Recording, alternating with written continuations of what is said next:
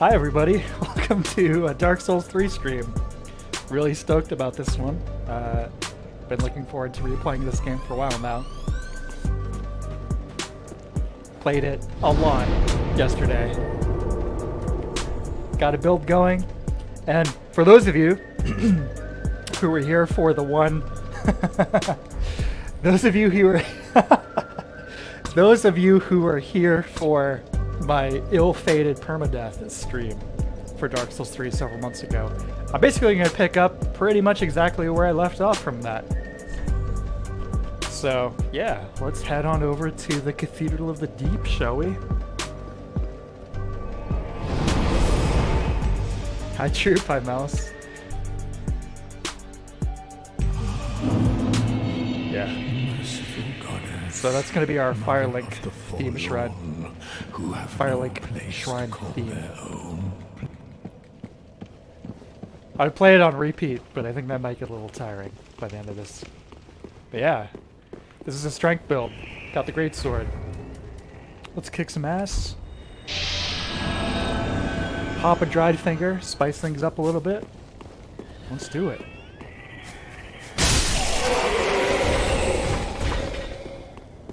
Hope everybody's doing good.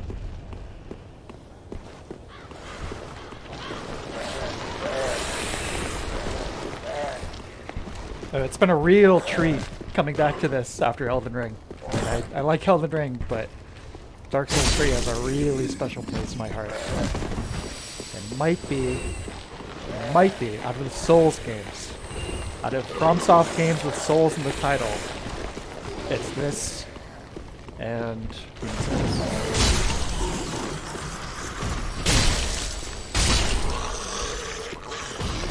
every location is, well, most of the locations are very, very polished. I just have this amazing level of detail. The art direction is so good, so cohesive. The bosses are so wonderful.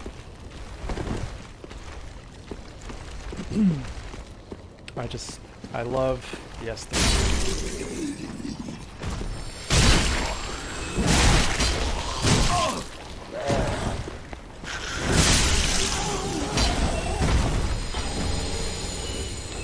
Am I playing much Elden Ring PvP? Not really. I just not as into the PvP on that one. The Ash of War spamming. It's like the power creep makes sense for Elden Ring. Everyone, you know.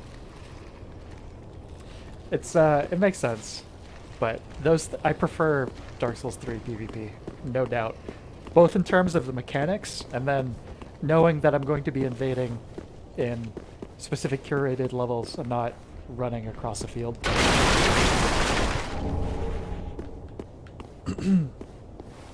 Yeah, the ray tracing patch, I checked that out a little bit. Not worth it. Here's my review. It looks pretty good, but pretty much nukes my performance by like 30%. I go from pretty locked 60 FPS to basically 40s. Outdoors. Indoors, I can still get 160, but outdoors is just murder the frame rate. That's why most games that feature ray tracing also have DLSS.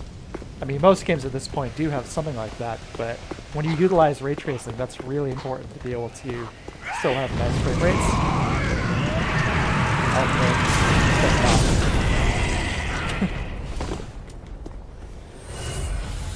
Yeah. Classic RTX.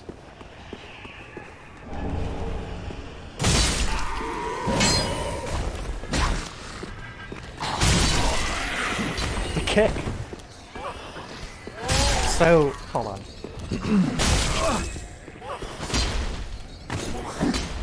With Elden Ring.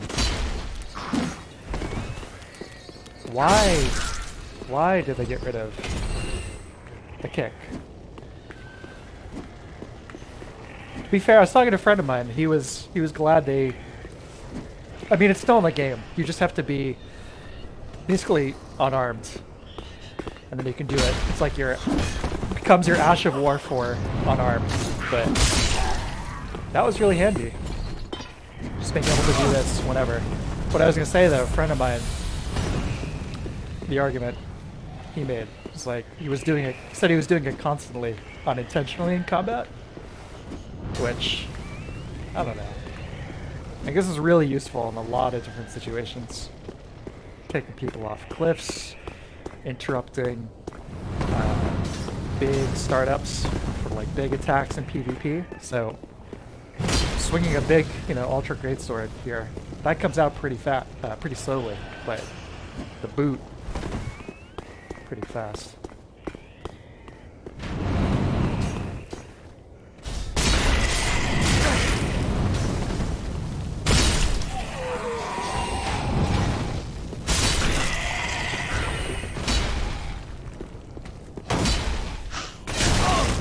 The other thing with Elden Ring I was going to say,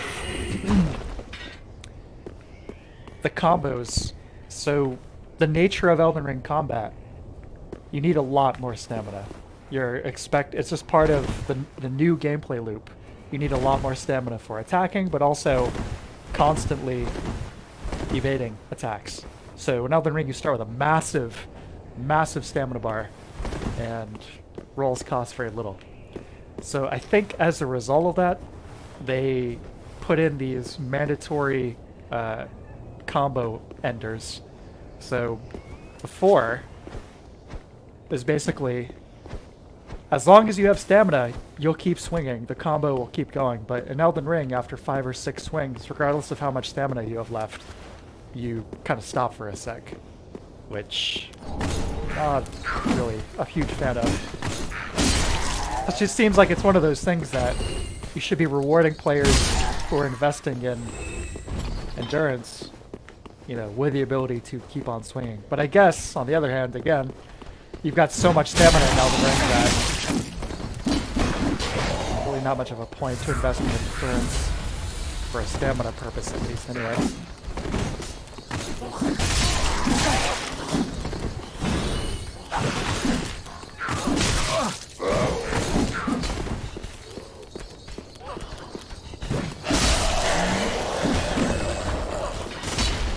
Yeah, these Thrall guys, speaking of Elden Ring, these are the end statues in all the catacombs in that one. I just took these guys and made them into little cat statues or whatever.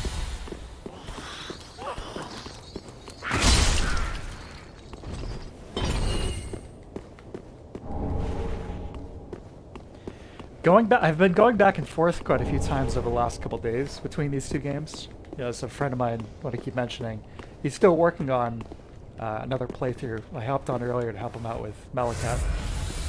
And obviously the fundamentals are basically exactly the same, but I do notice you can cancel out of attacks a lot sooner in Elden Ring to dodge, and it's basically a necessity.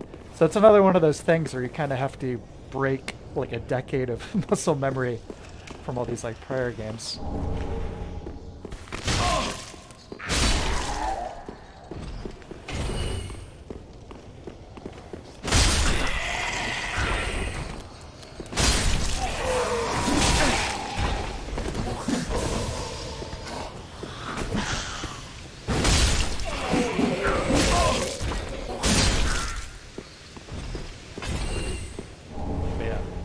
Back to Dark Souls 3, though. That is the game we're playing. So here we are in the Cathedral of the Deep. I think one of the better areas in the game. I was considering starting another new character, because I just started this one yesterday. I got him in fighting shape. So I was considering starting a new one just to go through Highwall again. That is one of the all-time best Souls areas. I took an hour yesterday to go through the Highwall. Obviously, I've played it a million times. It's not that it's hard, it's just that it's so good. The layout is so good. Visually, it's absolutely gorgeous. It's so polished. I love Highwall.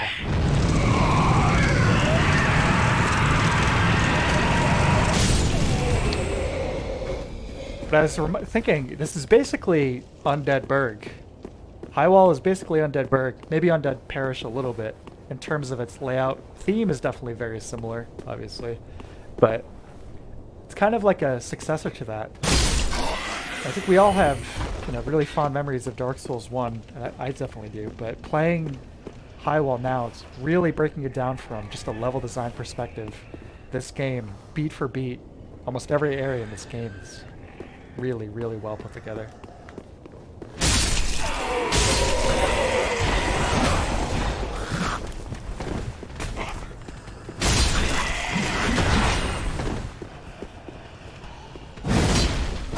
I ate that one.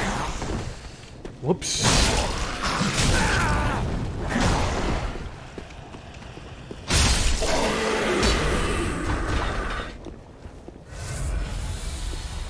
I think it was the only fight someone beat me for me first try. It was Resident Malekith Patreon sake.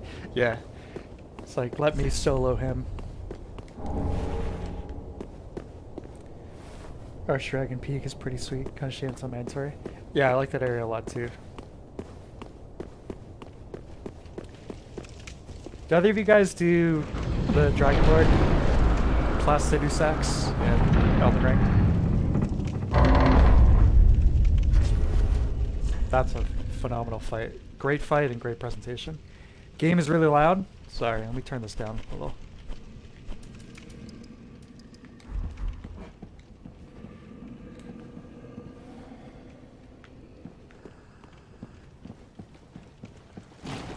I think I mentioned this last time, but almost all of these FromSoft games, I feel like by default, have their brightness set too high. Maybe they're working on, I don't know, I assume they have like correct reference for brightness and color settings on their monitors in the office, like the art direction guys, but I wonder if like it's one of those, it'd be appropriate for FromSoft to like have that, but then they have just like huge windows beaming directly onto all the monitors. So when we get to a more scenic spot here, I'll do a little comparison.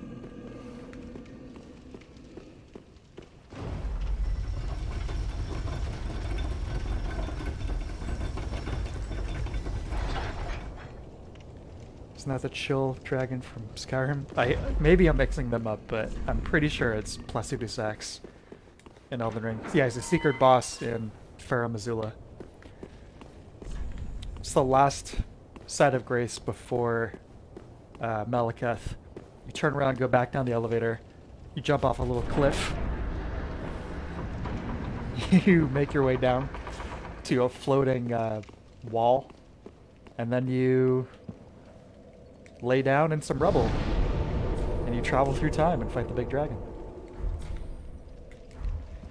Still have not been invaded.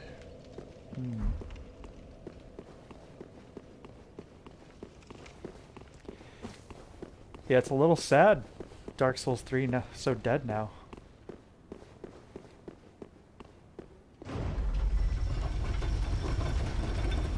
So few summon signs.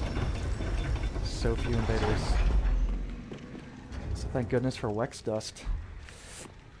I'll might play with that a little bit later. Do some invasions. I had some good ones yesterday.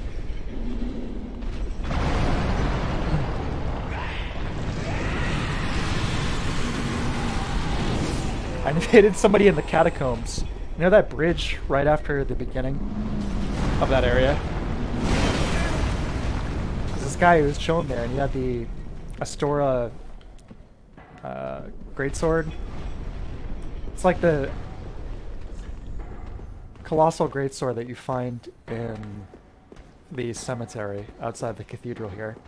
Anyway, he tried doing the like charging attack at me over and over again. And so I just like kind of walked to the side. Of course, he tried it one more time and ran directly off the bridge. Nice one.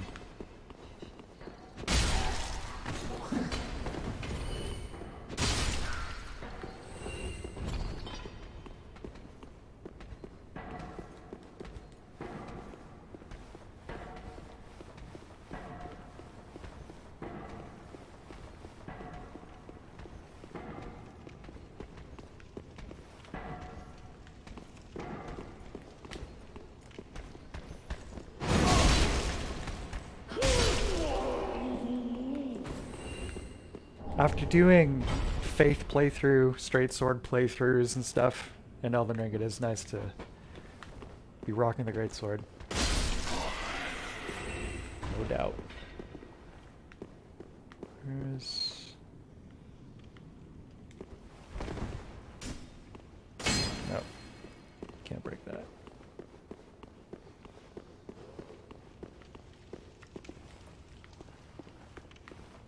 So sorry to start a little later today.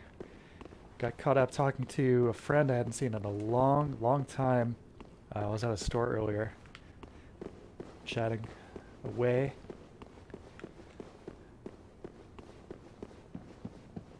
I picked up the, I already forgot what it's called, like Final Fantasy Ultimania Art Book Volume 1. It's like the first 6 games. Looking forward to checking that out. Huge fan of Amano's art. That's supposedly basically 90% of it.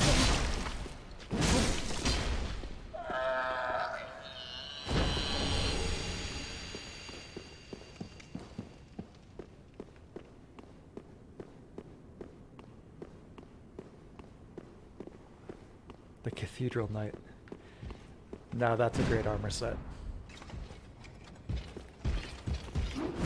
Unless you're trying to two-hand a weapon, in which case it is not a great armor set. Because of the funny slot physics on the elbows. I'm sure we can all relate.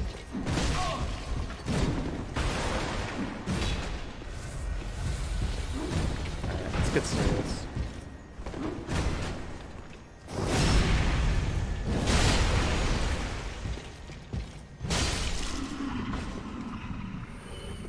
I'm just a fan of those classic bucket helms.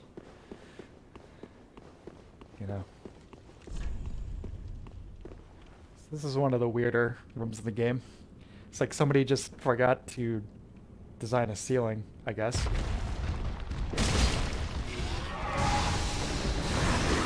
I realized they had to have this guy drop down from somewhere, but maybe they could have had him phase in or something. Like the dancer.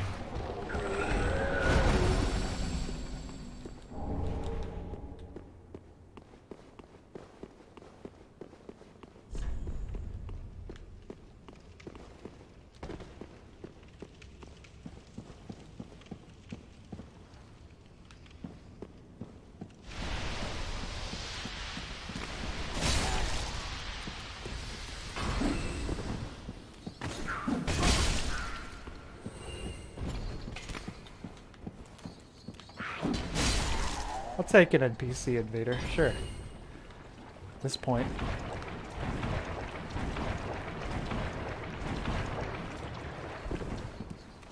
Maybe he's not interested. What's he doing over there?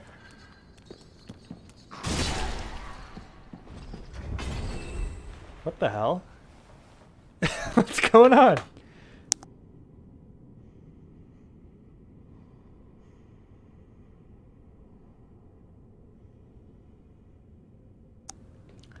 Kirk.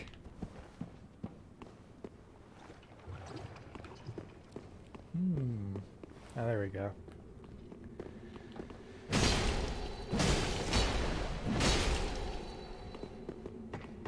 I'll try and hit him with a fully charged R2. Let's do it. What?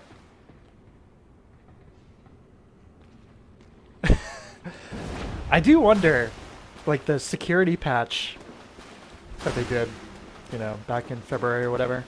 No. September? I do wonder if anything got changed as a result of that. If somebody inadvertently tweaked some line of code somewhere. You know, you get these weird little idiosyncrasies going on. Alright, here we go. Let's get him with the Whopper. Time to push the Whopper button.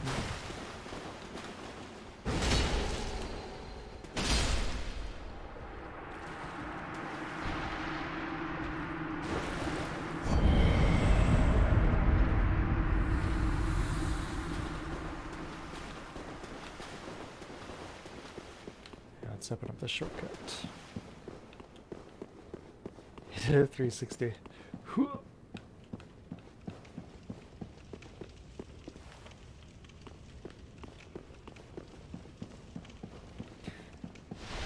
Rest in peace, Kirk. Say, what is over there?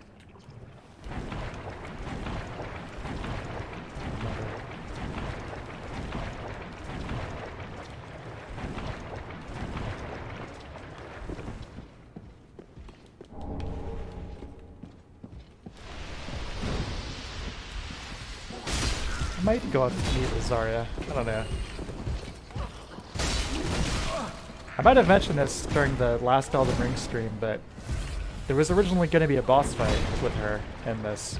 It was basically repurposed, both in terms of function and most of the concept with Renala in Elden Ring.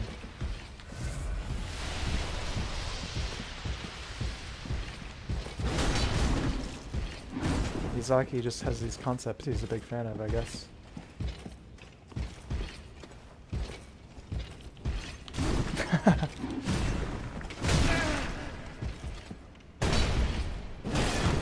Open them up.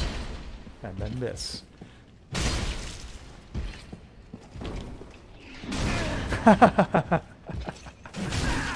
Okay.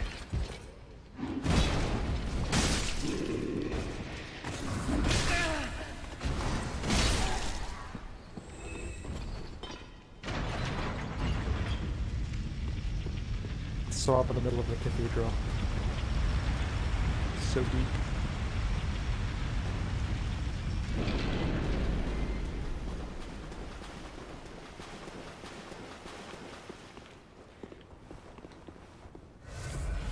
Should we very tediously kill the giant? This is not tedious. He doesn't have that much health for a big giant guy. Somebody mentioned attacking toes earlier. Well, here you go.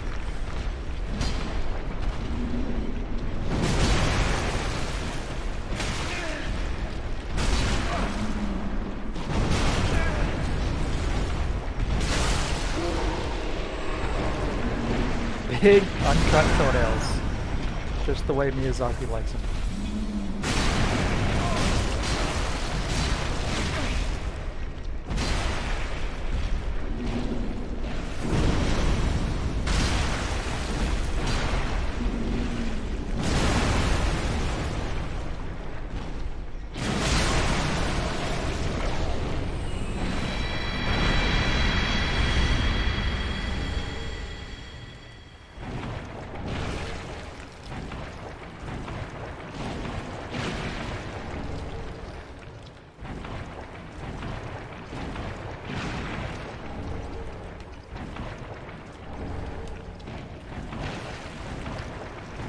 What's this? A giant mass of corpses reaching out their last moments of horror? Where have I seen this before? That's right, you know you play these games a lot when you start seeing these like really horrific imagery. And you just have to laugh at the redundantness of it all.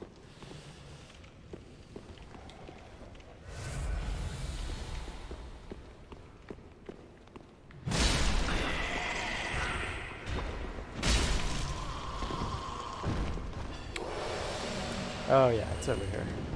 Right.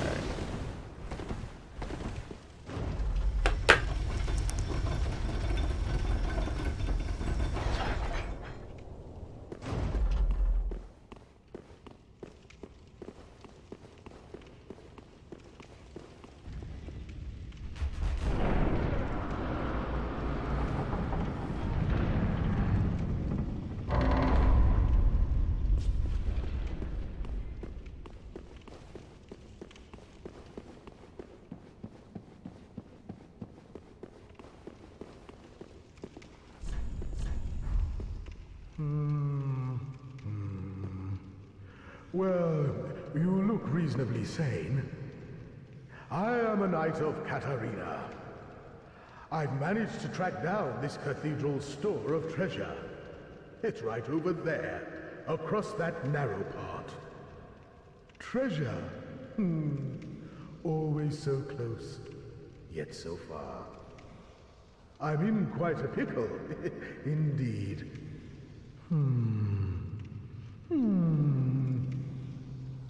Does anyone know if Patch's voice actor also does Sigmire and Sigvard.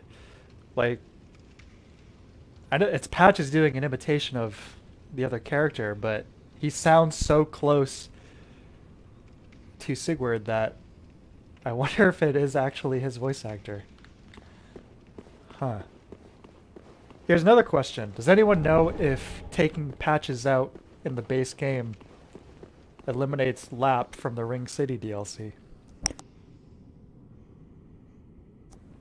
Because I have no idea. So I'll ice him right now so I don't have to run back and forth across this thing.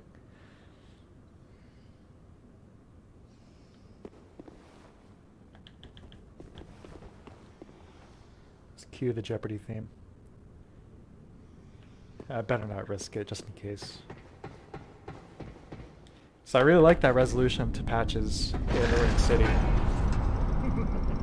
Shame on you, you greedy guts.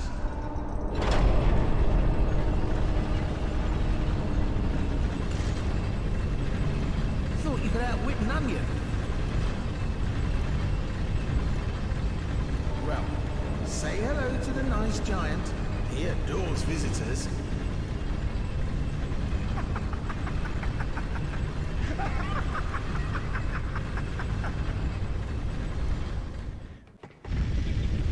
I was gonna say, I mean, yeah, still readjusting to fall damage in these older games after playing so much Elden Ring. You can drop very, very, very great heights in VR and take no damage. This, you get hurt doing jumps that I would survive in real life.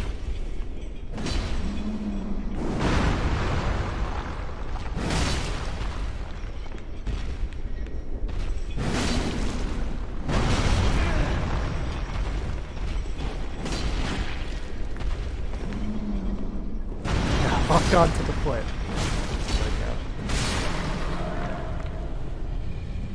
There we go. It is. Lap's Armor's top tier. Yeah, it is. Might be rocking that by the time I get there.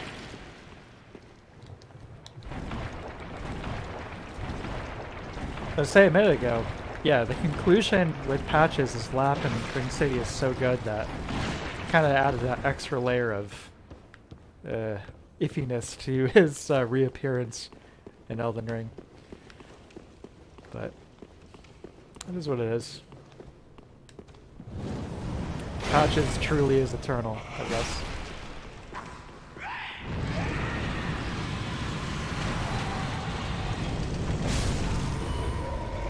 got a lot of souls on me, huh? Be doing Sigmire's questline. Or Sigward, I can't remember which is which. So yeah, when I come back up here, I talk to Patches, get his armor. Hi, Potato Sack. Highly underrated Dark Souls game. You think so? I feel like this one is generally rated pretty high. But it is one of my favorites. Oh, right, you have to go the other way. I forgot. Alright, I'll worry about that later.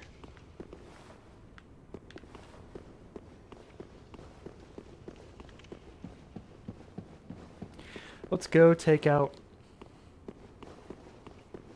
the boss.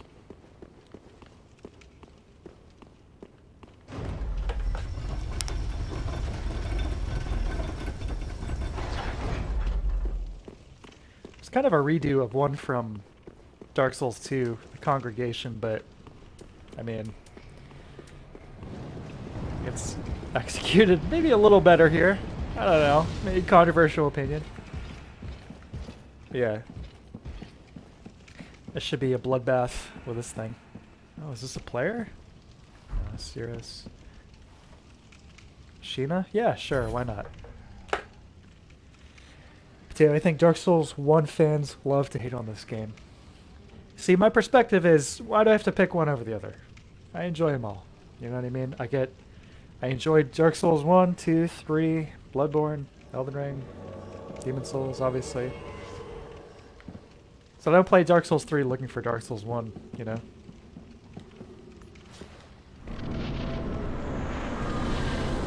Here we go, folks. Oh, hold on a sec. go.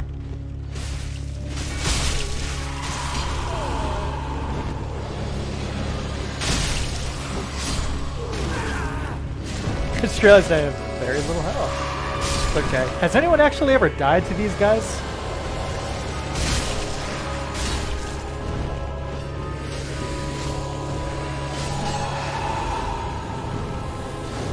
I mean, you actually get Estus back in the fight. I think that's a singularity. I love what Dark Souls.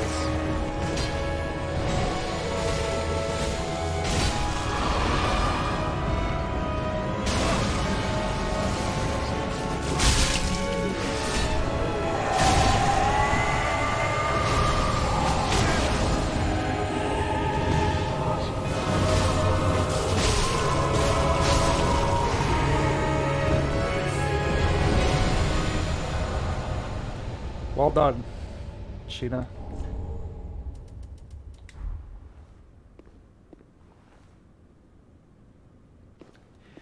So exactly, they're all amazing. True, an unpopular opinion is very fun patch as a fan for stuff tiring. The Moonlight Greatsword feels lame to me now. Oh, now that's Controversial. I'm okay with the Moonlight Greatsword showing up again and again. That I'm okay with. But specific characters utilizing the same dialogue and essentially being the same exact thing is, yeah, a little weak. DSP died to them 74 times. Then someone told him about the Red Priest and said, how's this supposed to... 74? That's a little, maybe, that's gotta be an exaggeration. Okay, so hey, here's an example I was talking about earlier. So, let's pop the brightness back to the default. Yeah, it's okay. Kind of a washed out area with some maybe clay looking stone. You just drop that in-game brightness a little bit. Oh, okay, a little bit more interesting. Got a little bit more contrast, more shadow. Like there's something it's doing to the image beyond just gamma. It's like the way their lighting engine works. There's a slight difference there.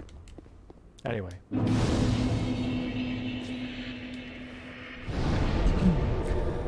Let's go cash in these souls, dude.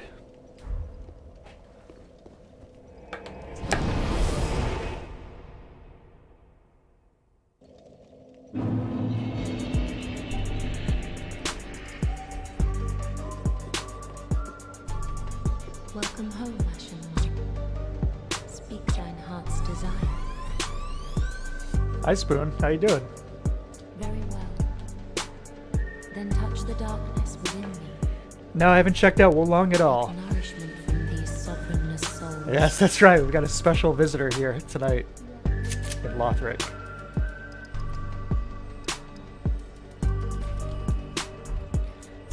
This is Dark Souls 3. Farewell, Ashen One. This is the hub in Dark Souls 3. May the flames guide thee.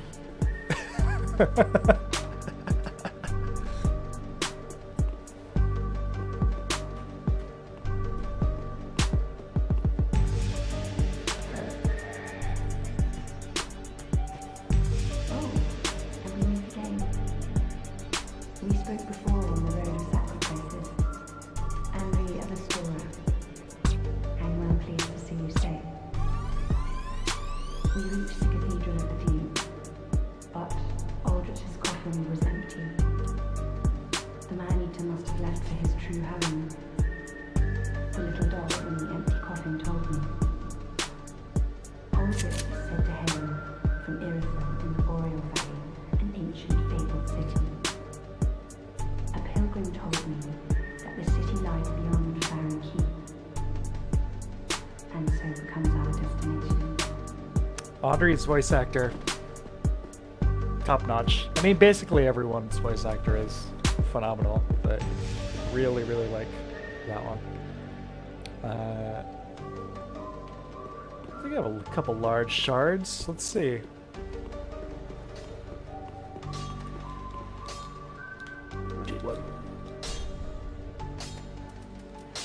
Not enough. Okay.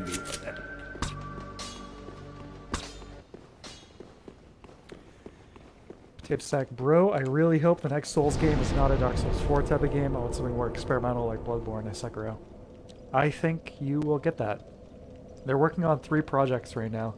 Elden Ring DLC, Armored Core 6, and then something unannounced. One of their lead designers, Kenneth Young, on his LinkedIn page, those are the 3 projects he has currently listed for his most recent work. And I do think it will be another kind of Dark Horse type project.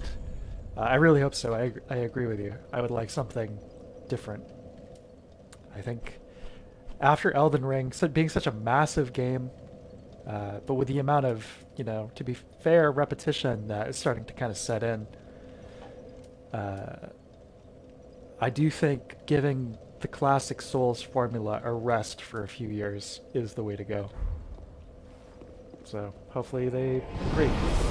What I would love to see, I mentioned this in my Sekiro review video, I'd really, really, really like to see a follow-up to Sekiro that, maybe not a direct sequel, but something with a similar gameplay kind of philosophy, but taking place maybe in an older time period in China and incorporating those mythology as they've done so well with European mythology in these games, especially the Celtic stuff in Elden Ring. Japanese mythology in Sekiro, but it's like older Chinese mythology with maybe some kind of future project that would be similar to Sekiro in terms of gameplay, but would basically completely focus on martial arts. I know there was some martial arts stuff in Sekiro, but having that be like the real core element of the game, I think would be really, really nice. But that's just my little wish list.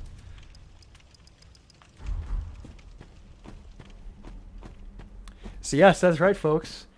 I already took care of all the torches in Farron Keep, so we don't have to spend time running around lighting those fires. And we just get to enjoy one of the coolest bosses in this game. Oh, what a fight.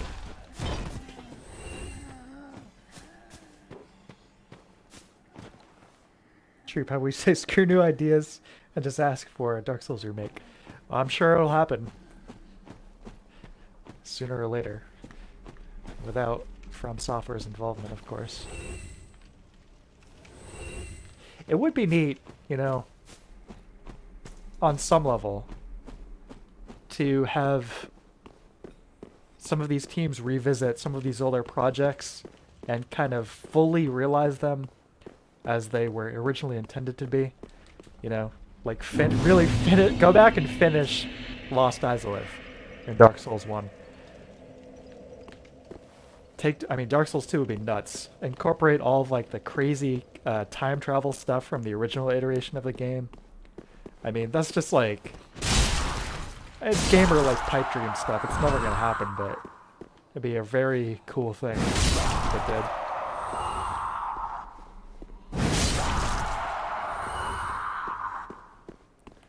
But yeah, new projects, please. New IPs, new gameplay.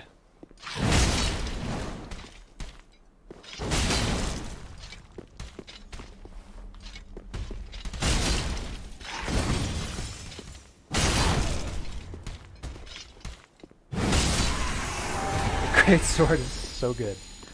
It's got great in its name. How could it not be?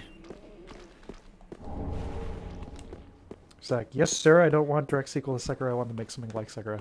Yeah, basically, I said earlier, this is one of my favorite Souls games, but I do think that generally their strongest projects are the new IPs and not the sequels.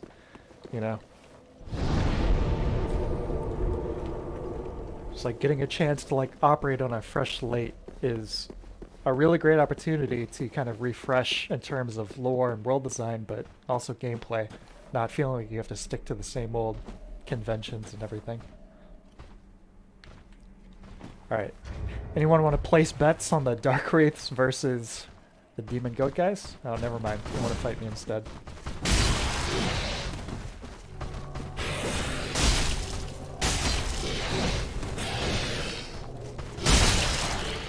420 damage, bro.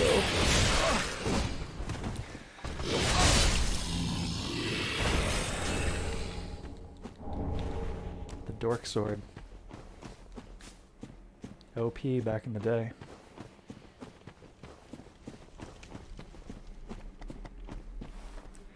This is a very small area, but the atmosphere is the atmosphere here is wonderful.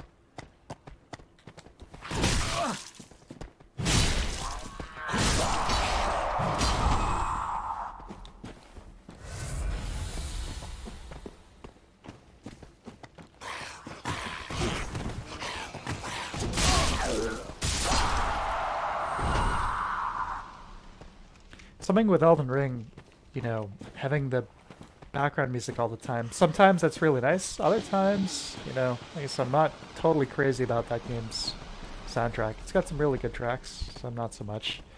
But the shame is, if you turn it off, in order to just like make room for the music and the general kind of audio environment, means that they couldn't go as crazy with just the general ambient sound design.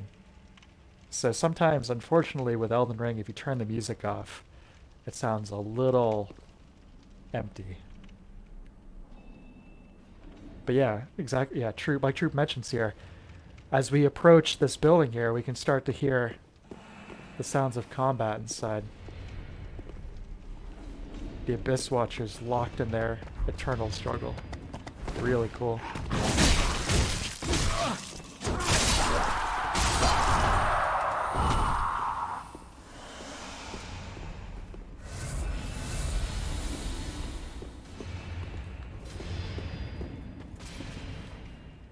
Cirrus. Yeah, just listen to this.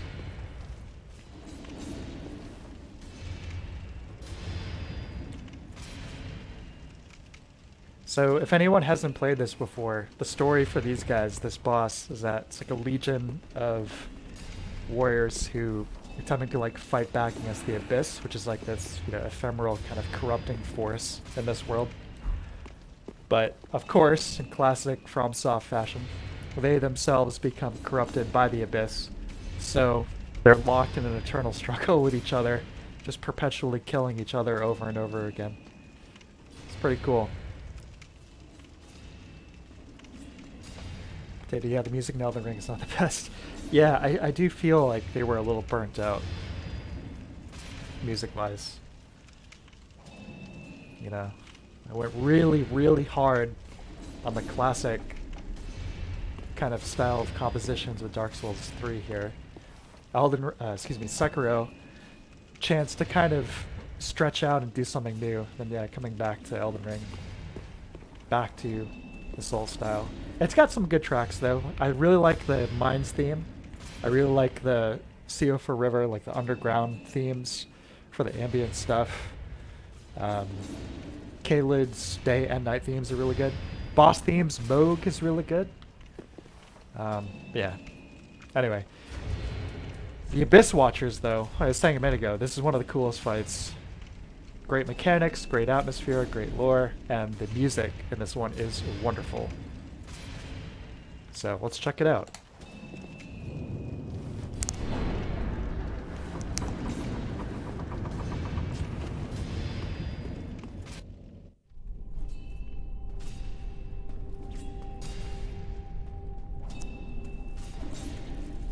I think most Elder Scrolls games have wonderful soundtracks. I think Skyrim's soundtrack is much better than Elden Ring's overall. Yeah, Ancestral Spirit and Murnala are both great. But I'm going to turn my mic off for this one, and let's just enjoy this this whole presentation, because I think this is really wonderful.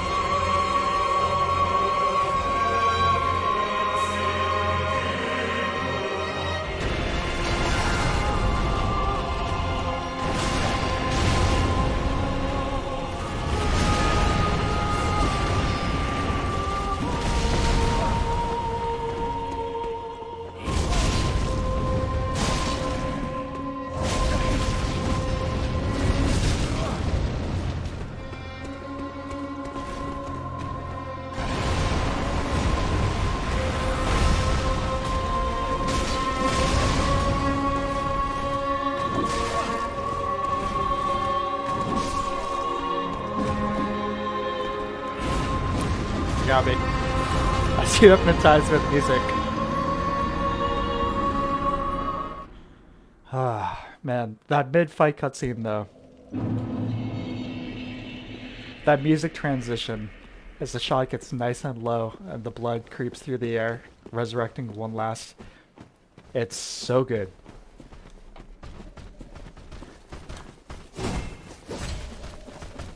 People like Kojima get a lot of credit for like cutscene direction in games, but I honestly feel like a lot of these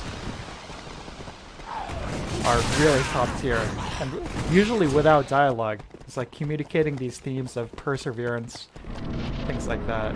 It's just incredible.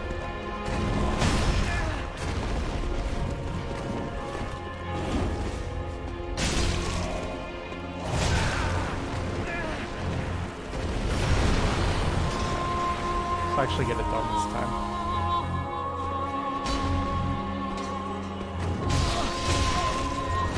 Yeah, one thing that help.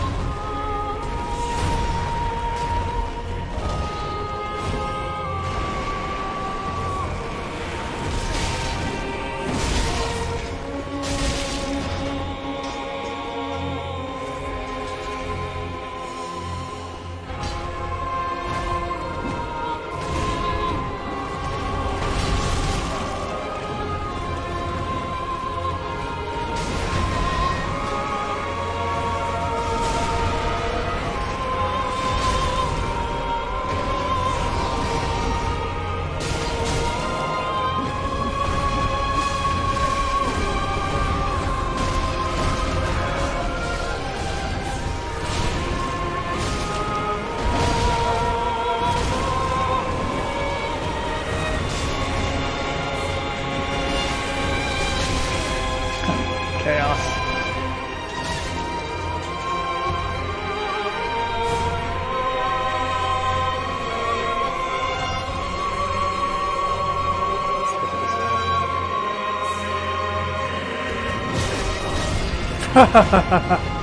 Okay. Sure. Yikes. Okay. I was just fooling around. Now I'll do it.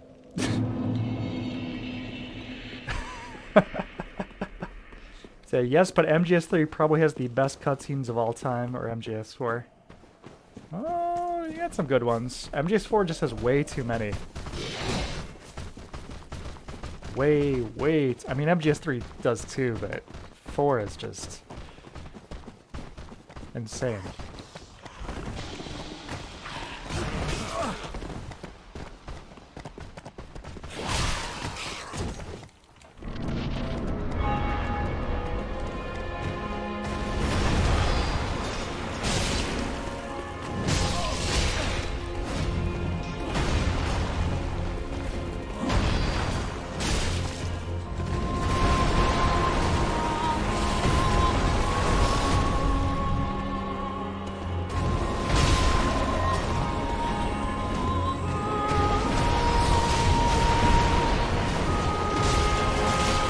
Honestly, MGS1 might have my favorite cutscene in the series, being honest here. Obviously not from a technical perspective, but just the voice acting direction and the actual dialogue, the writing.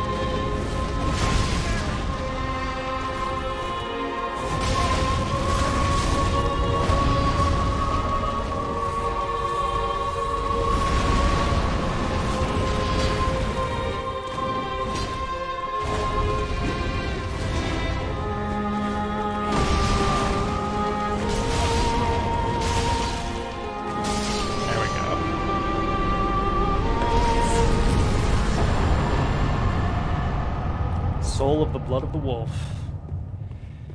The Artorias fanboy club finally put to rest.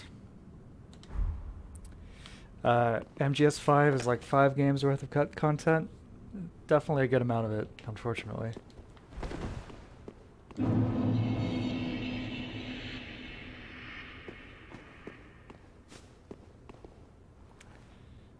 this arena.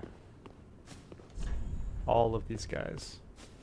Kind of doing them a favor. I mean, that's the story with most of these bosses, but kind of putting them out of their misery, basically.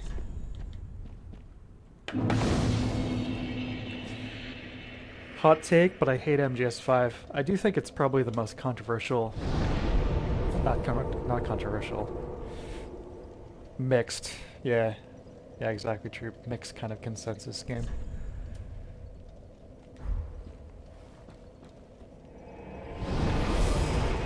I think it's fantastic gameplay, but I'm not a fan of the story in that one. Welcome home. Very authentic. The gunshots at the beginning of this track. I want to know who produced this thing. This upload on YouTube says it's Juicy J, but I don't think he actually produced this track. Farewell, Ashen One.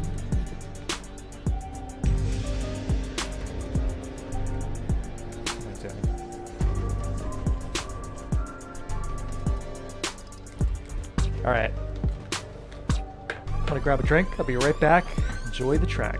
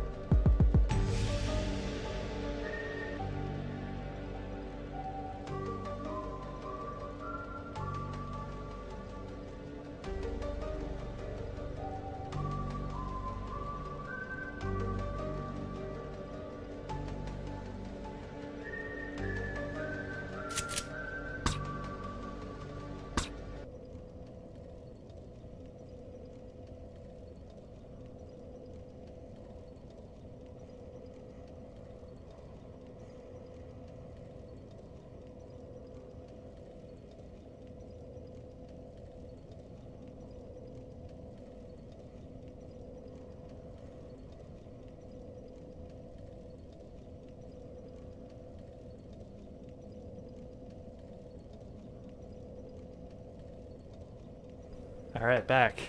Track's over, so it's about that time. So now I'm going to be entering one of probably the second crappiest area in this game, Catacombs. It's really fun for multiplayer, so maybe we can get some invasions here, but yeah. Catacombs. You get the treat of the Abyss Watchers, followed by the Catacombs.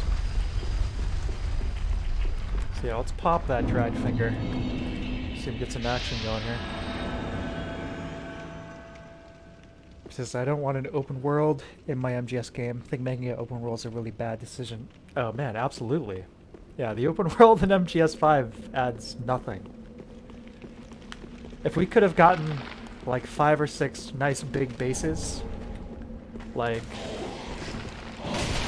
the one in Ground Zeroes, and then you get a couple of them in Phantom Pain, but yeah, big mistake putting resources into the open world. Not game.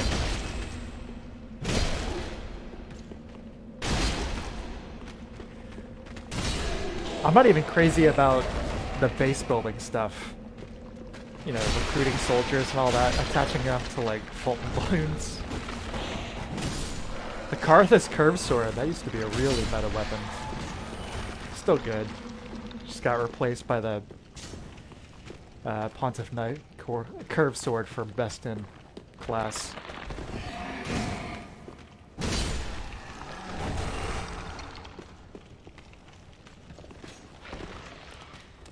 The next Donkey Kong game is open world. Really? Huh. I don't think... I mean, that could work. That could work, but... Here's the thing. If you incorporate lots of fun movement types, that's the thing with most of these open world games. Is it fun to actually move through the space, or am I just like holding forward on the analog stick to navigate it? Breath of the Wild did a pretty good job with the climbing, using the glider, ways to navigate this world in interesting ways, you know?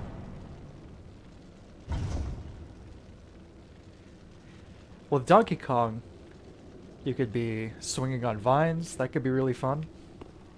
Especially if it was like properly physics-based. Swimming. Getting shot out of barrels for like fast travel. I could see it working. You know? And if it turns out to be crap, then they made the mistake of not hiring me for it. Long story short, Vicarious Vision was working out, but sliding on a rail. Miyamoto said he didn't like it since it hurt his feet, so they had banana peels on his feet. Yeah, right. The weather element too in Breath of the Wild. You're right. Which is something Elden Ring didn't really take advantage of. Donkey Kong Freedom. Yeah, that's... We'll see. That could turn out interesting, but we'll see.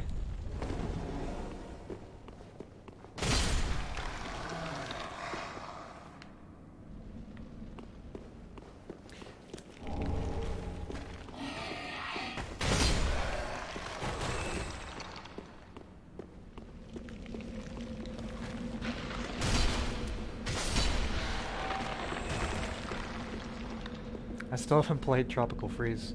Maybe next time. I know you were all getting sick of the various Nintendo titles, right? So I had to play some Dark Souls. Hey, I've got an idea. I'm gonna play some more music to spice this area up, and I think I know just the track.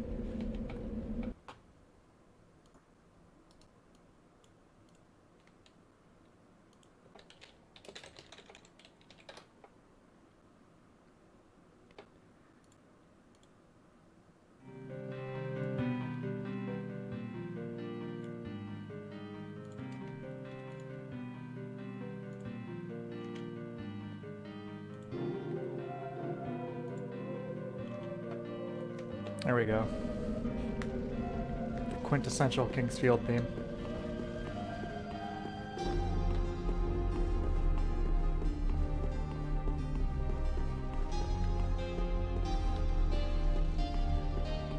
Existentialist Dread.mp3.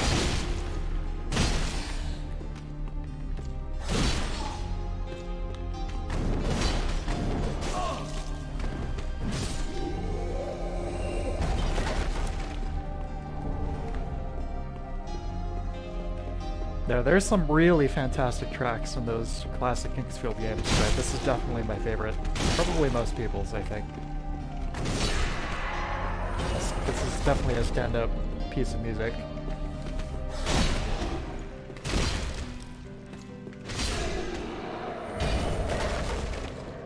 God, this curved greatsword.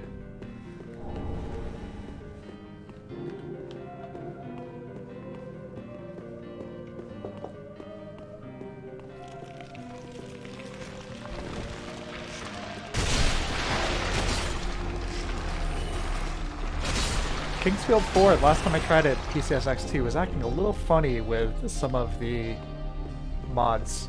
The 60 FPS patch basically made it so it was 60 FPS most of the time, but some of the time it would go even worse than regular performance, like 10 FPS slow-mo.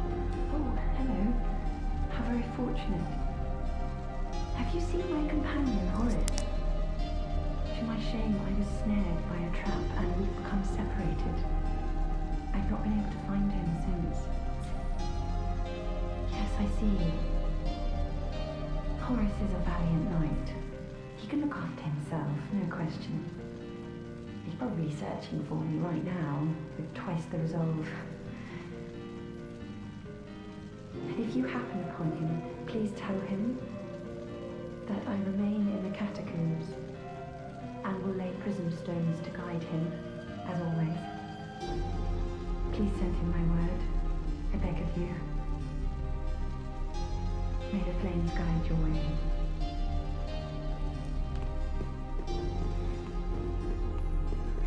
I usually go for the Dark Age ending in this game. It's obviously the length of flame is not what you're supposed to be doing in this one, clearly, as indicated by the absolutely pathetic ignition compared to the Dark Souls 1 linking, the flame ending. It's like this beautiful explosion. It just seems right. And then the Lord of the Hollows ending involves some really dark stuff, so sometimes. I think I already blew it though because I didn't talk to what's his face, Hollow Sorcerer Boy, before I came down here in the catacombs, so that option's out.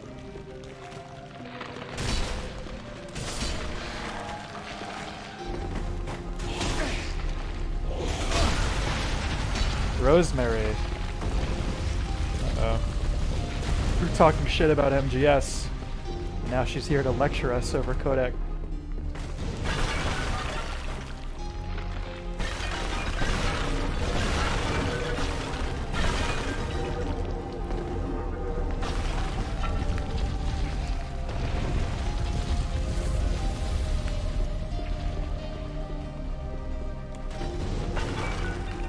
Rosemary, where are you? There you are.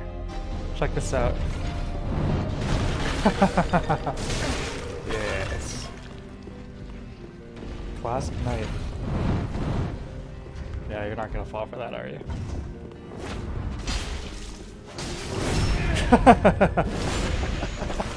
Okay. Alright, Rosemary, let's do it.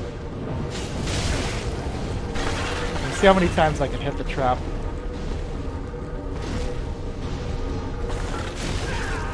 Okay, dude, just the trap kill.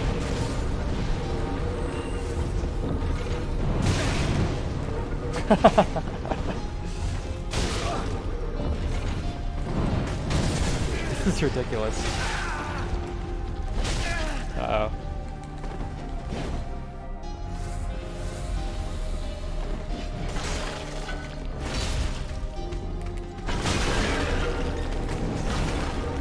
Let's move into a more advantageous position here.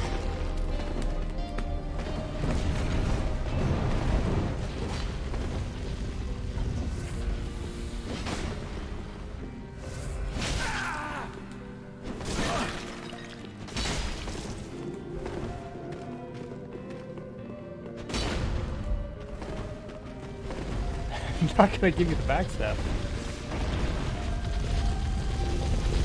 Let's try and use the bowling ball.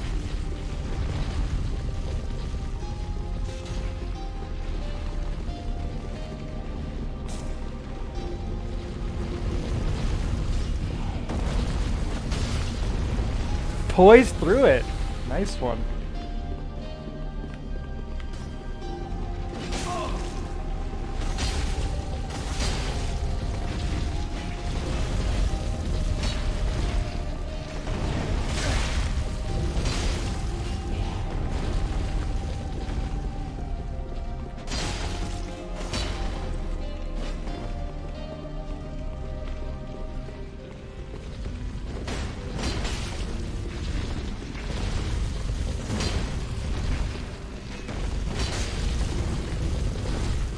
Wonderful Dark Souls network code. You see the weapon pass through your enemy.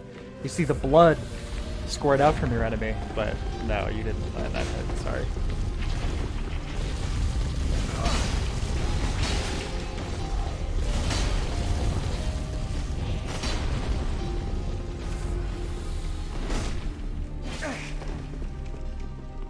I'm out of undead hunter charms. Forgot to re-up on those.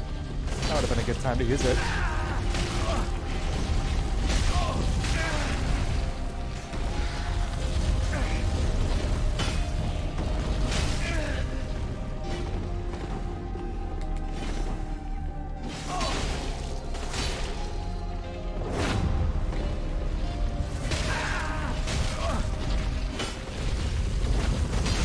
Uh-oh.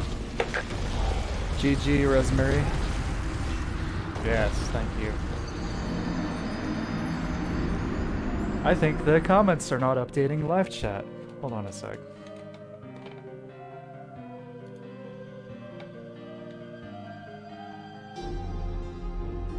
Of course not. Yeah. Thanks.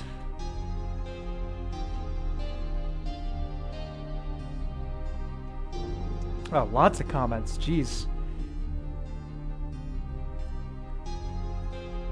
Okay, I'd have to really like your Armored Core series. Well, thank you very much. Put a lot of work into them.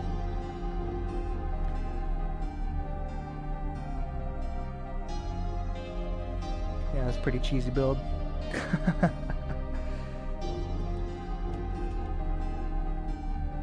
Okay. Yeah. Yeah, I don't know why that happens sometimes with YouTube. The live chat, it just stops updating the comments. But, yeah. That was a great fight. I've had my fill of catacombs, so now it's time to charge through here.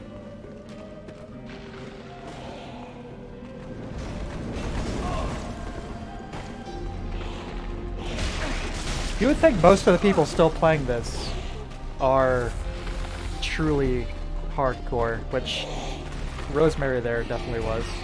But sometimes you'd be surprised. But I like that. I like the variety. I like, you know, sometimes getting to absolutely stomp, and then other times having a pretty fair fight.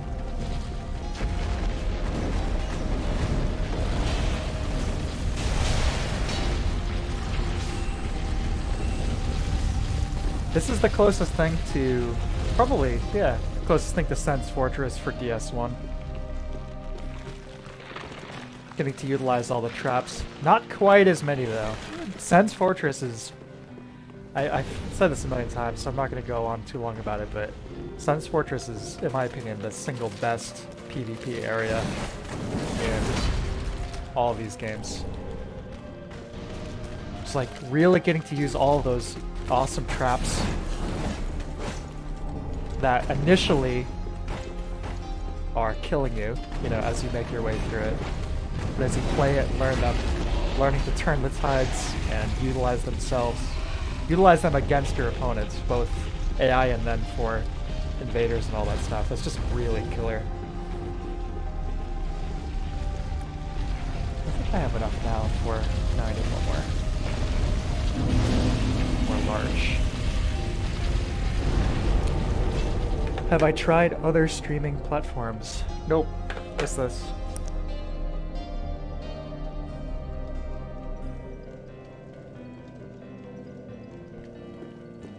Just YouTube.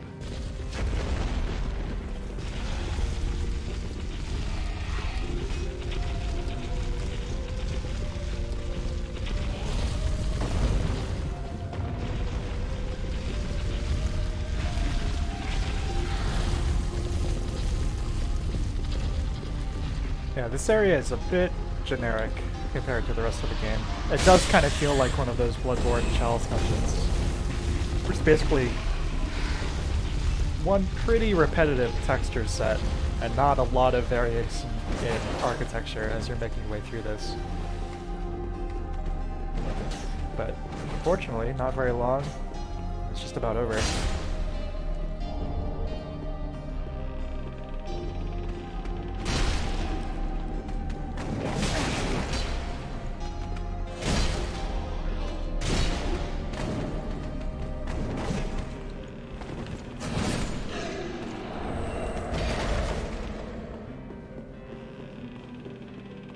Oh, well, we do get the awesome Indiana Jones moment here. Makes it all worth it at the end. Here's Henri. We'll talk to her later. Ready? There we go. The rickety bridge. The skeletons. Oh, they're coming.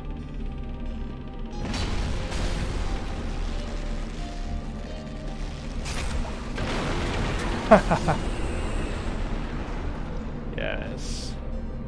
That never gets old.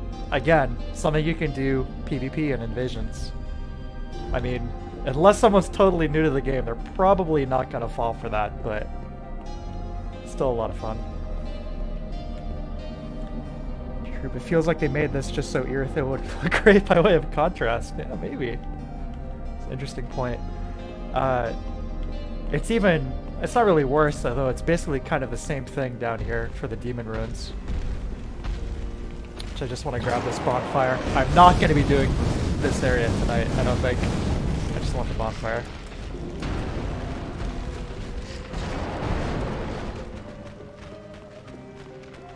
Oh, maybe the blindfold. Not really any good for strength build, but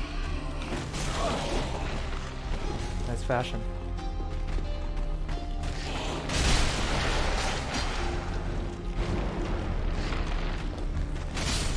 Yeah. Spoon, I don't know if you got this far in this game, but this, alright,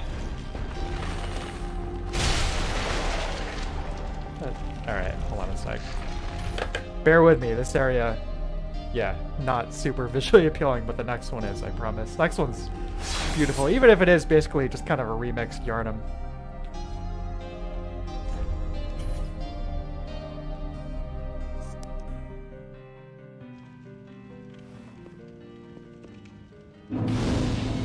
Oh, perfect timing for the fade out. Well, basically. Let's sit at that bonfire. Going from reds and browns to blue, purple, and black is a good transition. Yeah, definitely.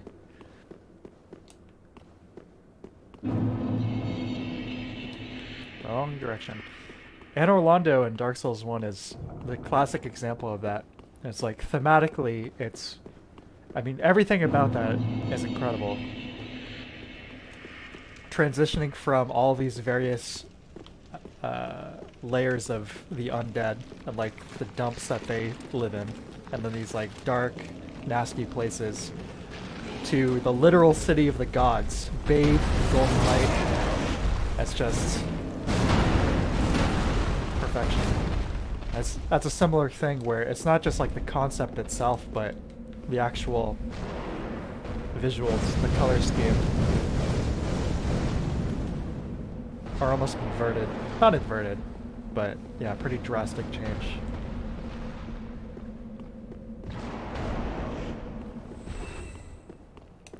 Matt said the reveal of Anor Londo would have been better without a cutscene. Not sure though. Yeah, I don't think so. I think having the deliberate framing of going up over the wall like that is killer. It would have been cool real time being able to spin the camera around, but the way it was directed in the cutscene, I think, was really phenomenal. Plus that little sting of the Ornstein and Smoke motif as you go over the wall, and those like beams of light just completely hit you in the face. Wonderful. Alright, so before we go in here,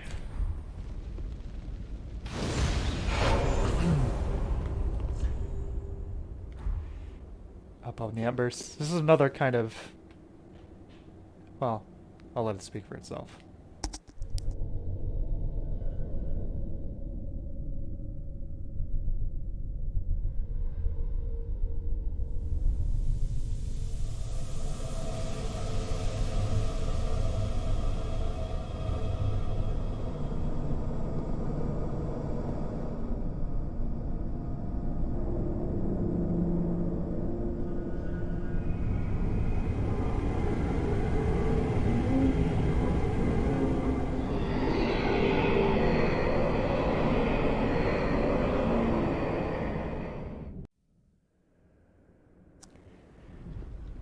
The Abyss. One of the few moments in this game that really plays with pure darkness, other than the Untended Graves, I guess. But it's that Dark Souls 1 style Abyss.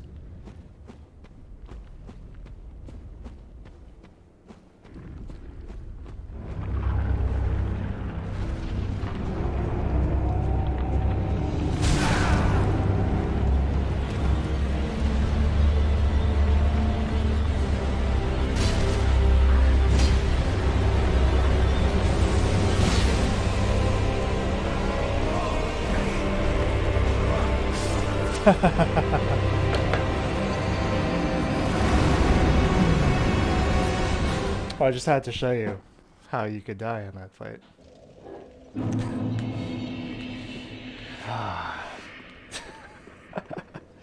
he's pretty easy unless you get caught in that.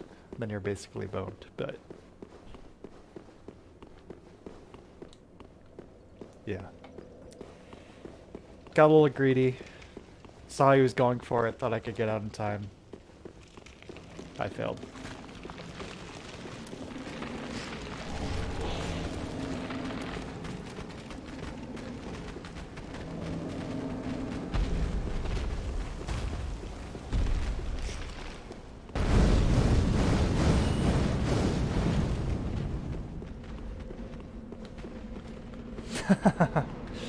That would have been a real boneheaded move. Age skeletons? Wait a sec. Oh, the bridge isn't cut anymore. Damn. Alright. That's okay. We'll use this opportunity to re-up the weapons. Jeez. Embarrassing.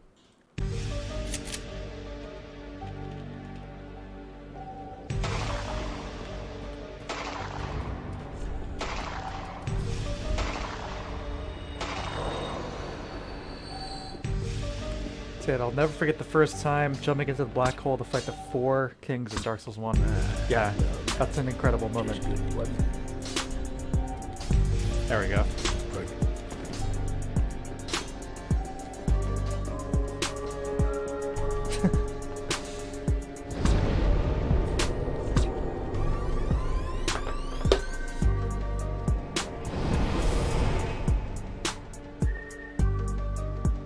Yeah, the 4 Kings fight in Dark Souls 1 is one of my favorites in this series.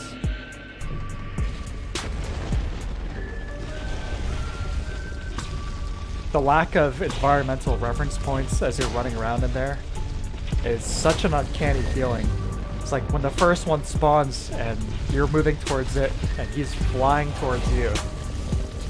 And it just seems like he's moving super fast because again, you don't have any kind of like reference point to gauge that. Really awesome moment.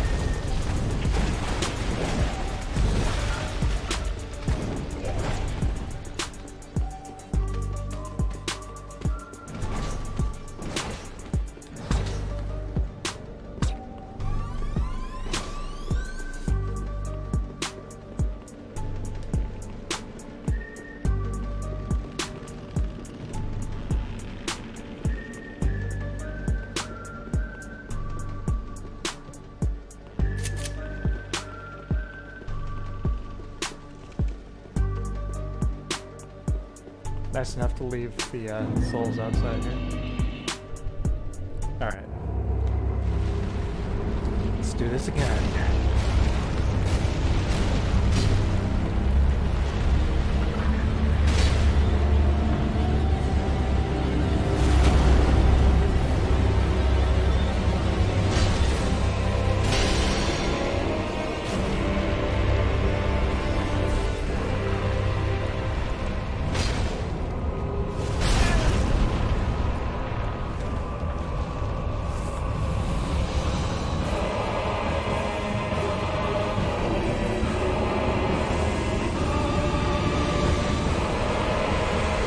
You don't want to be in that.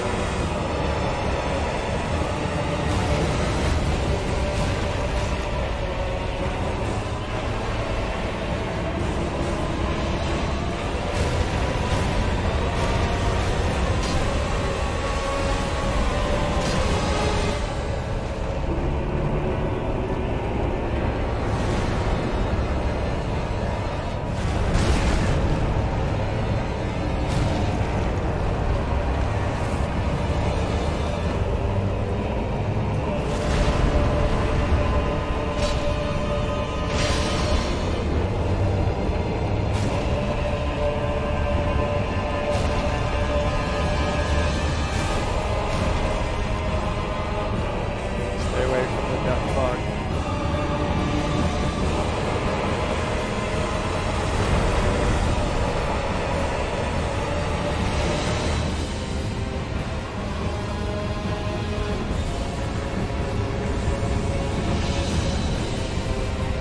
Kills his own boys. Monster.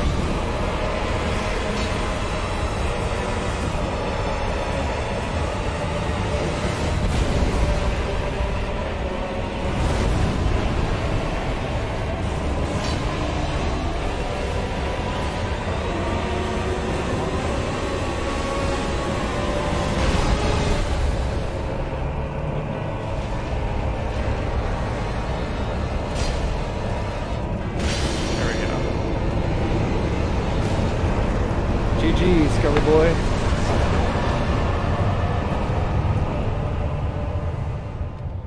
We're reading people speculating that Walnir might have been the player character from Dark Souls 2.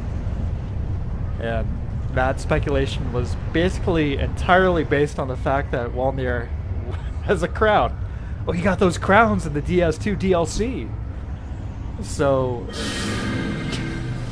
he's got a crown. I don't know if I buy that. But that's just me.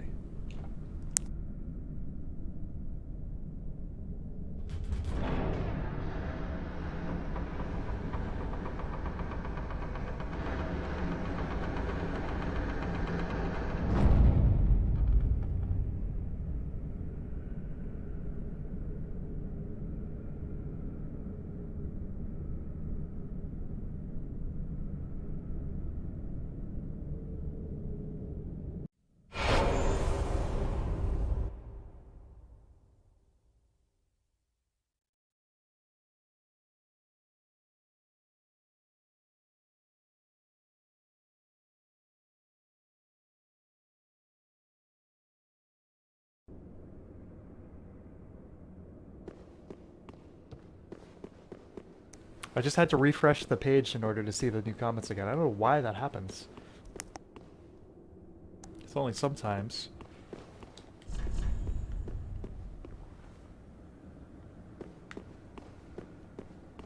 Great theory if you happen to name your character Walnir. Yeah, here we go. Snowy Yarnum, aka Irithyll.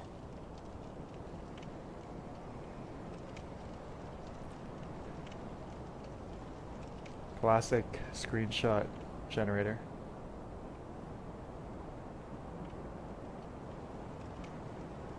But no, this is a good area. Enemies are fun. Navigation is fun. It's good. Yeah.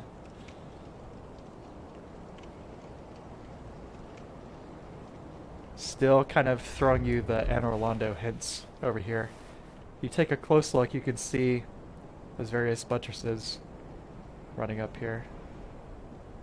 The big main cathedral.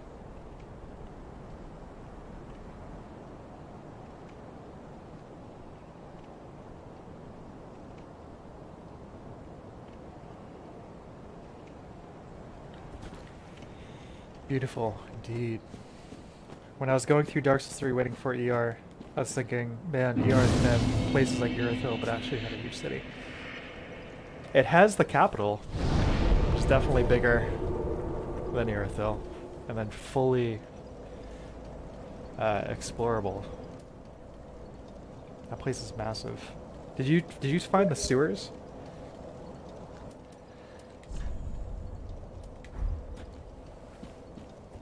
The sewers alone are like the size of, man, I don't know. They're insane.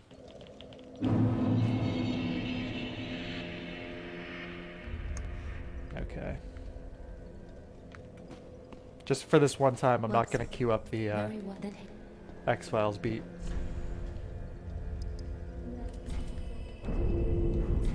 Farewell, Ashen One. So, in Elden Ring, there's a massive underground sewer system directly underneath the capital that you can access. It's huge. It's another legacy dungeon. And then underneath that is another area. It's crazy. So big. You said that. Sorry, I shouldn't skip through this. I failed to thank you for helping them find their final resting place.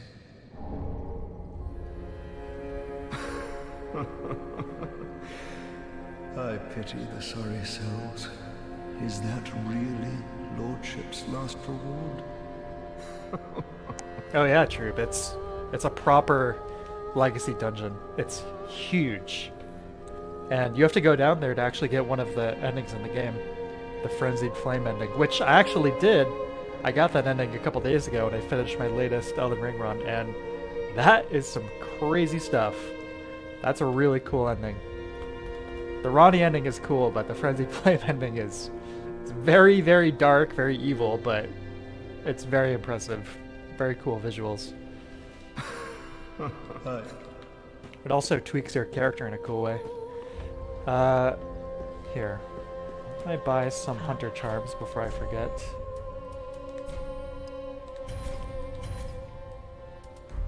Ashen One. That's cute. You know, I don't want to hear this depressing stuff. Let's cue it up. Alright, folks. So here's a question. What should I do next? Should I go through Irithyll? Or should I enter the Lothar Castle? I already killed the dancer, so I can go in there. I'm kind of thinking about going down to Untended Graves and fighting Champion Gundyr. What do we think? Untended Graves or Irithyll? More dark, moody graveyards, or blue, colorful, relatively speaking, Irithyll?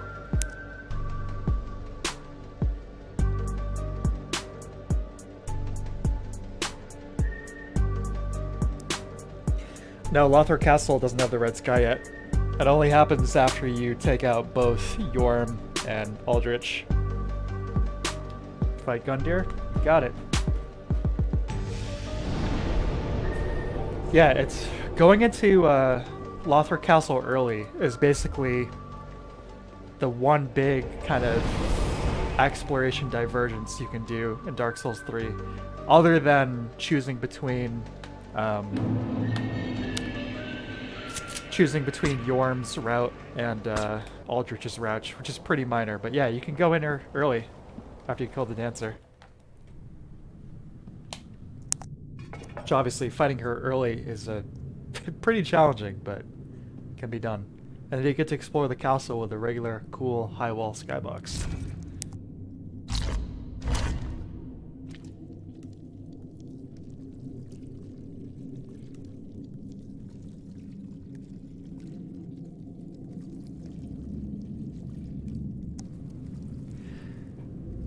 I really like how they incorporated all of the themes of self-sacrifice into the various statues of Lothric.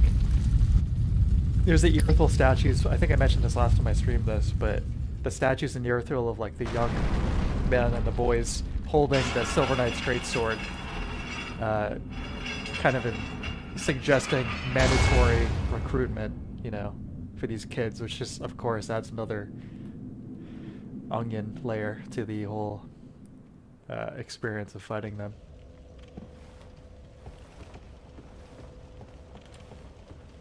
Oh, so I was enamored with the Chaos guy when I met him. Yeah, well, if you like the Chaos, check out the Frenzied Flame ending. That's the way to go, because he basically takes you there. Yeah, see, we can get here early. Got the nice regular skybox. Good stuff.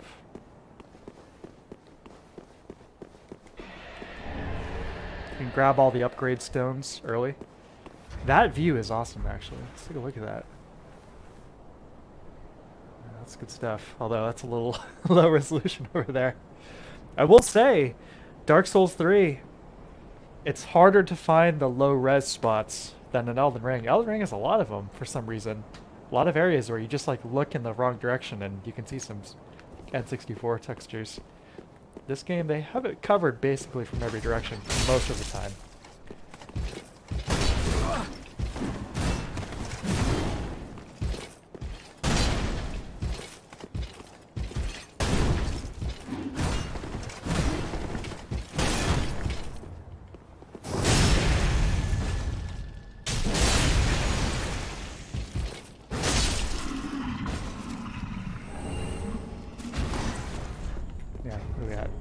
So we need 6 or 8 now.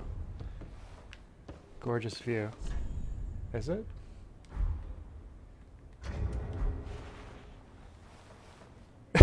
I don't know about that. Huh.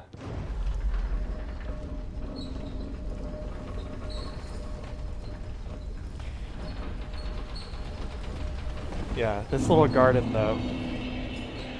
I do wish this area was bigger. Pretty small. It's neat, but I would have liked one last proper forest area.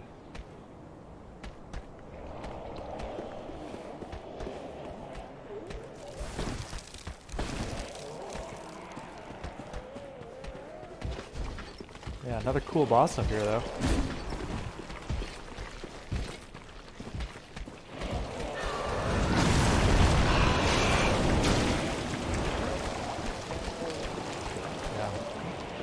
I love this game's visuals. I bought the art book for this one a few months back and definitely do not regret that one. Gorgeous, gorgeous art. All the concept art is really wonderful.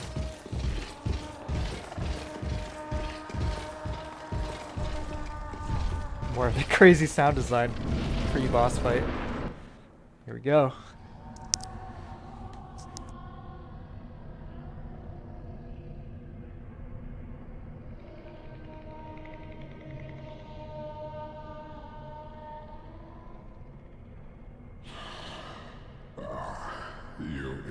Slaves. Finally taken notice, have you? This guy's voice acting. I mean, it's like a broken record here, but beloved Ocelot, all so good. Of dragons. Well, I will not give him up, for he is all that I have.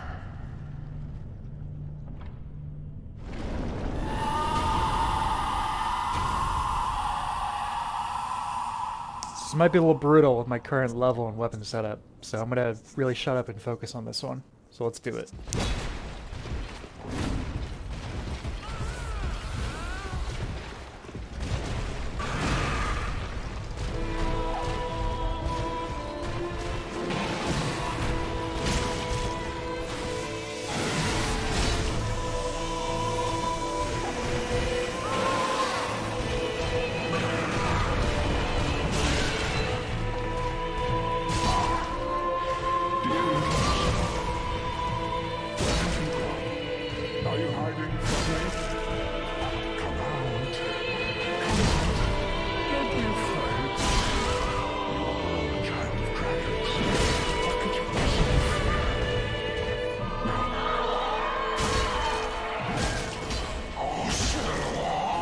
doing straight sword damage for the great sword.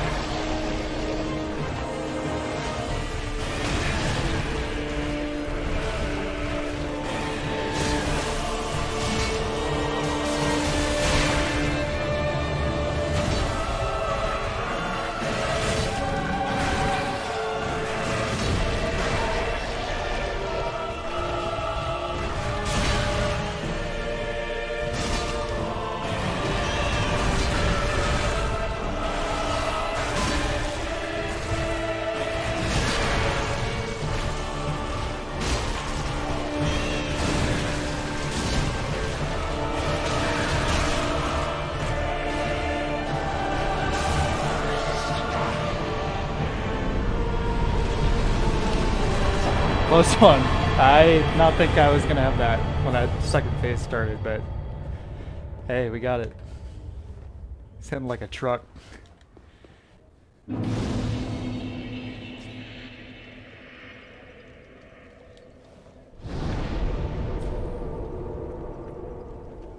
Yeah, you guys talking about open world gameplay design? Yeah, most of the time I definitely prefer a curated, you know, proper experience. I am wary of anything that uses like generative techniques, just like pump out, you know, landscapes and stuff. But yeah.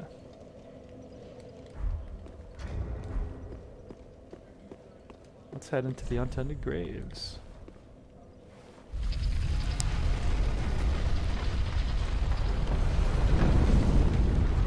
Cyrus, this is a great fight.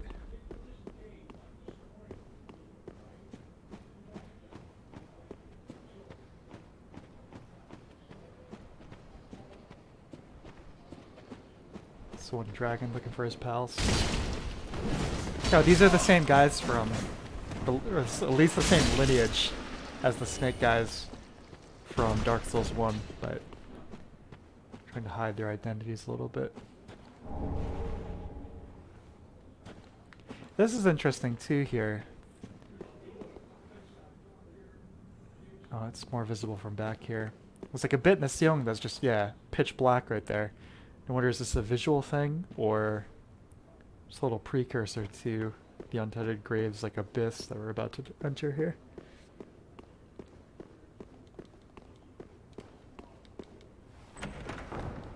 What's the bloodstain? What happened to this guy?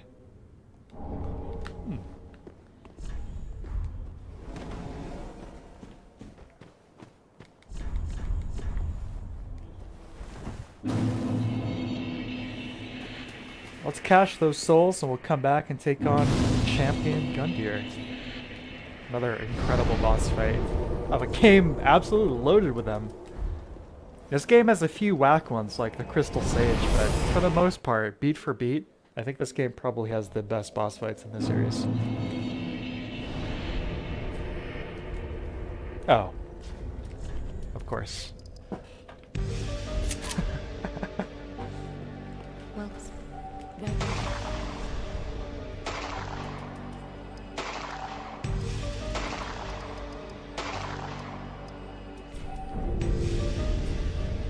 Farewell, Ashen.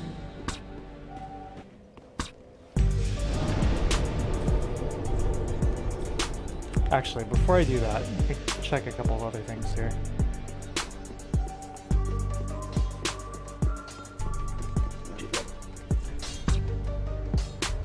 Line on those. Pretty be careful. Andre, I mean, is there any competition for best blacksmith? The Giants in DS1 and Elden Ring are pretty close, but Andre, Mr. Reliable, wishes the best, Mr. Optimistic, never gives up. Ah. The first time, I mean, the first time I played, the first playthrough of Elden Ring, I can't even remember his name, the blacksmith in Round Table Hold. I was feeling like, oh, I'm very sympathetic to this guy. You know, you get the like moments where you like walk in on him praying, but now whenever I replay it, I just like, yeah, I'm really sorry. Can you just upgrade my sword, please? A little selfishness of me, maybe. I don't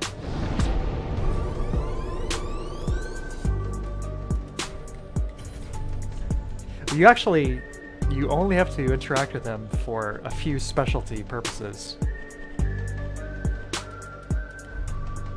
The really cool giant blacksmith in Liurnia can handle most of the stuff.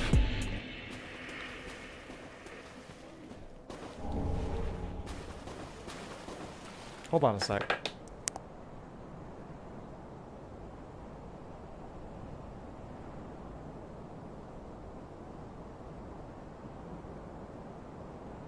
Alright, we're good. Oh, yeah, the Untented Grave, spooky, spooky.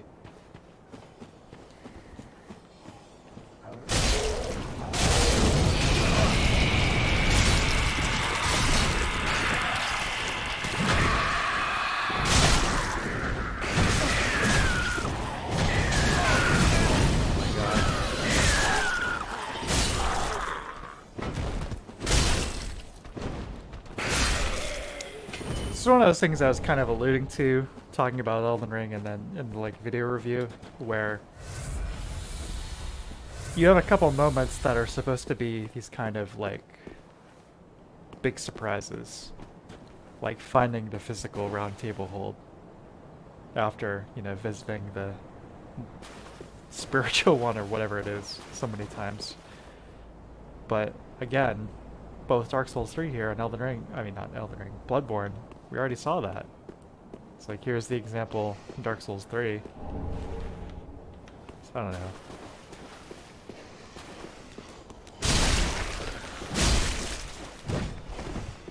How many times can the same concept be effective?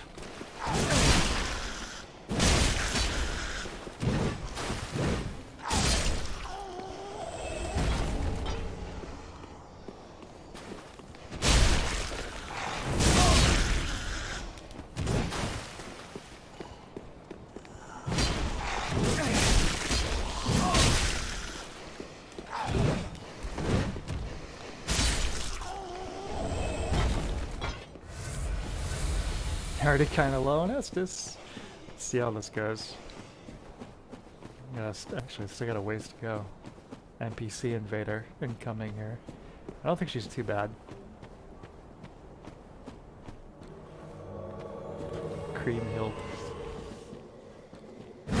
Oh. A few frames too soon.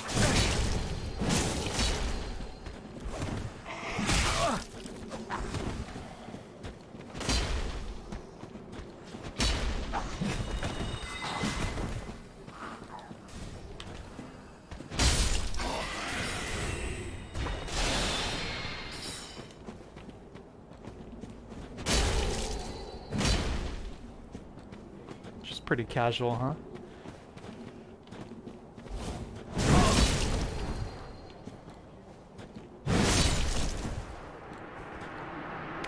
Tato, gotta go? Hey man, thanks for stopping in. Take care.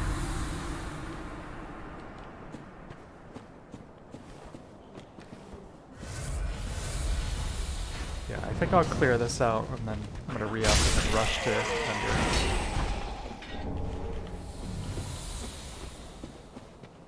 Oh yeah, you don't have to make that jump over here.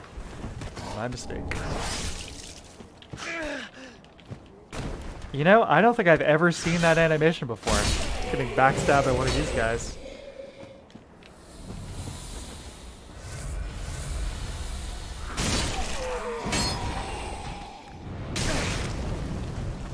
Yeah, let's actually hold on.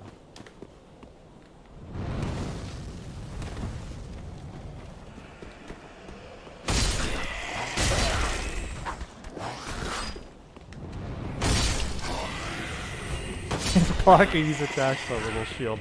I'm doing my best. There you go. Accidentally kicking. Troop validated. Summon the Swordmaster? No, I don't think so.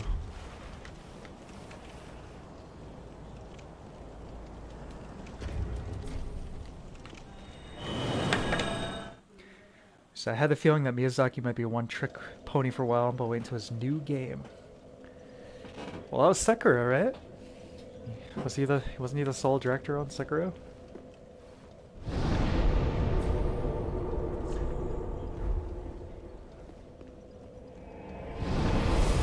It really is just more of the same concepts and ideas. I feel retroactively make me think less of the games. Although, to be honest, I feel colder to the entire series than released, but that's just me. No, I feel you. I mean, I don't feel the same way, but I understand the way you feel. It's like I've said it many times now, but that's the biggest thing taking away from Elden Ring for me. Kind of that feeling of been there, done that. I really enjoy it, but it's just still so close to the same formula that we've seen since Demon's Souls. It's funny, I saw a comment on a video on YouTube recently, and it was like, you know, concerning Armored Core 6. And it was like, well, we'll see if they still know how to make an Armored Core game after making, you know, 7, you know, Demon's Souls games. And it's like, oh, hold on a second. Let's be fair here. There were like 16 Armored Core games. There's like 7 if you count Sekiro, if you include that, which I really don't think is... I wouldn't. But for the sake of the argument, sure. 7 games. There's like over twice as many in like a third of the time period for Armored Core. And it's just, you kind of realize that for basically the entirety of From Software's existence, this has been their MO. Churning out very, very similar games with same engine, same core gameplay concepts, very, very similar stuff. That's how it's been since, you know, like 1994, beginning with Kingsfield. For better, for worse. I mean, not inherently a good thing, not inherently a bad thing, but yeah.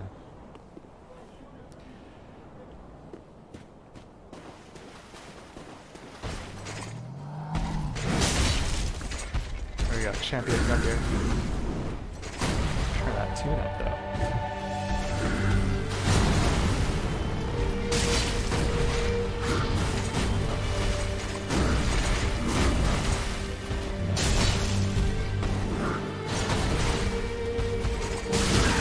Kick. Never fails.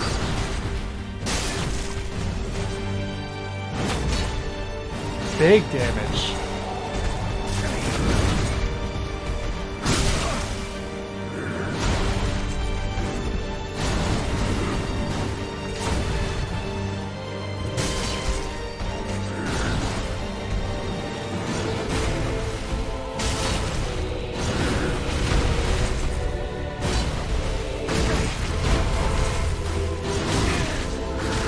He's so cool, these combos.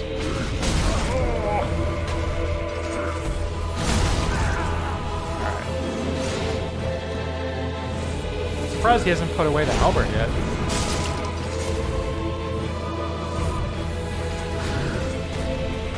Maybe I'm misremembering this.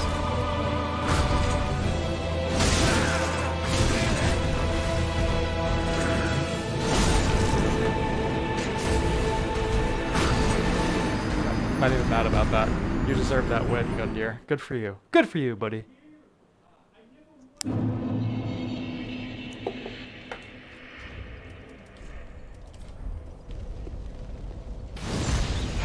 Kingsfield, Shadow Tower. Although there's only, yeah, Kingsfield and Shadow Tower.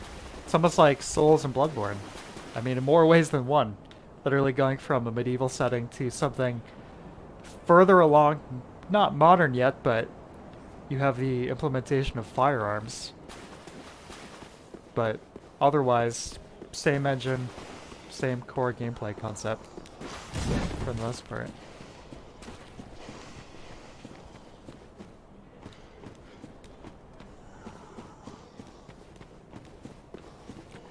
I'm gonna be exploring and talking about this stuff in detail once I get to the very end of Armored Core, and then in the conclusion video, kind of talk about all these like connections to it's like From's general design philosophy and how that's kind of carried forward over the years. All these elements that share in the Souls, including literally the engine by Armored Core 4. We rag on Bethesda, but From Software may actually be using the same engine for all their games since Armored Core 4 in 2006 or whatever. 2007.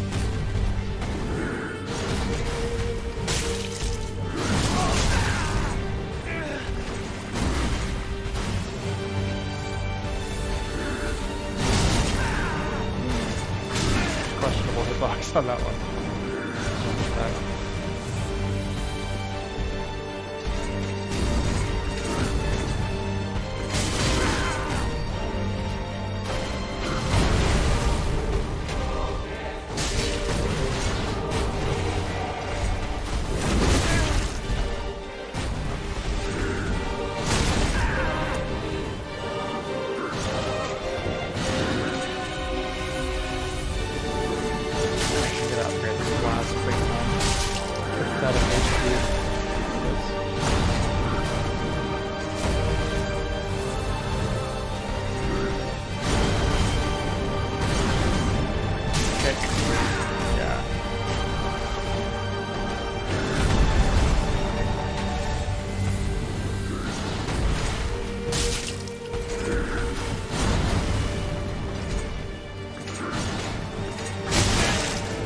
Oh, what happened there?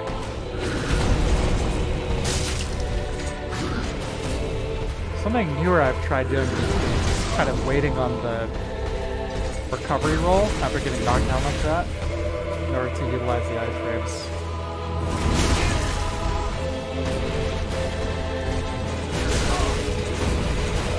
Oh, yeah, no, that's good. Okay.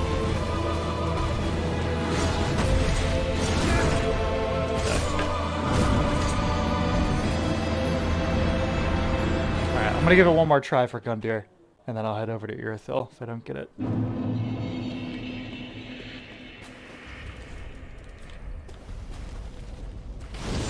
Pretty low level for this. I mean, I'm kind of low level for Irithyll, but definitely pretty low to be fighting the champ here. Maybe like 70 or 80 by this point.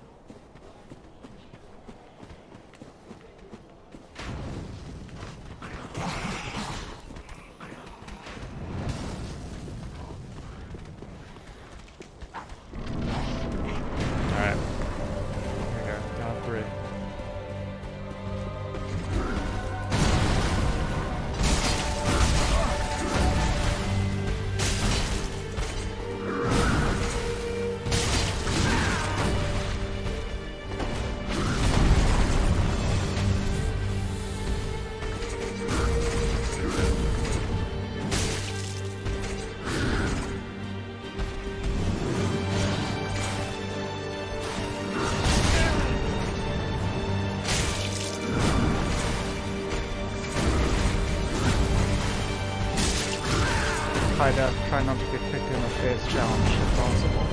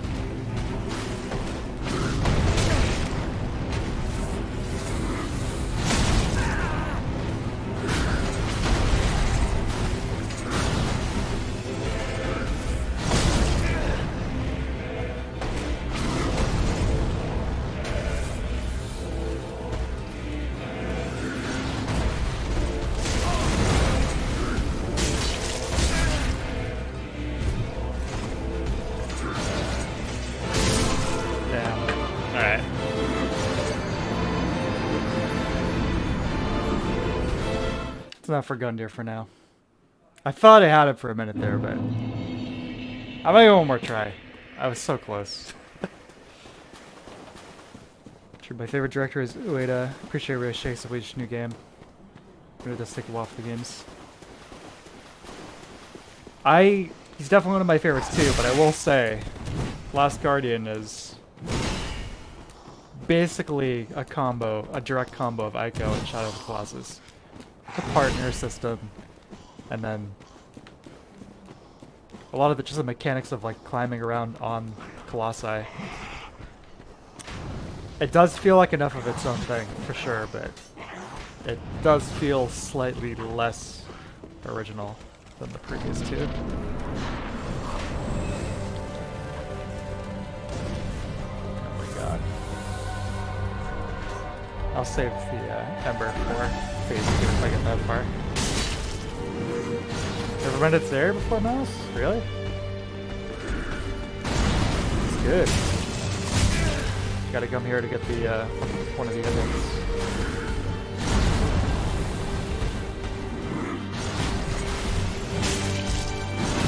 Gundyr in top form.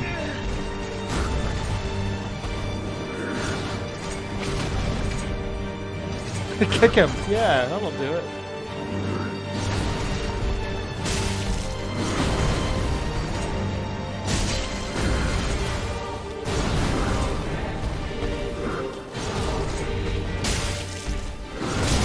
Yeah, that delayed swing. Sort of these Elden Ring precursor things. One of these FromSoft game designers is like, you know, I kinda like that.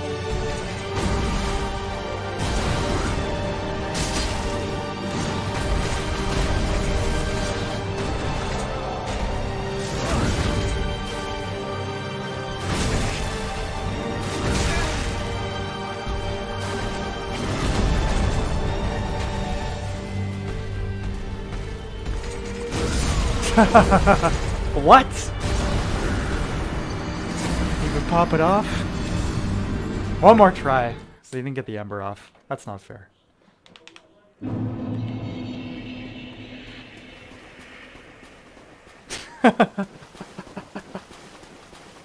Gundyr, watch my frame perfect kill of the Ashen One.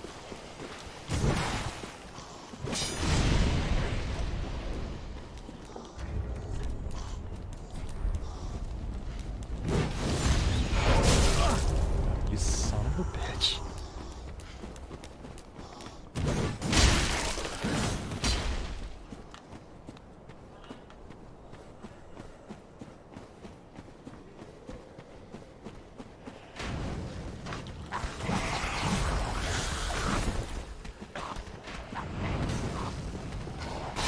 Oh my god, I hate you guys. Alright. This is it. This is the rock.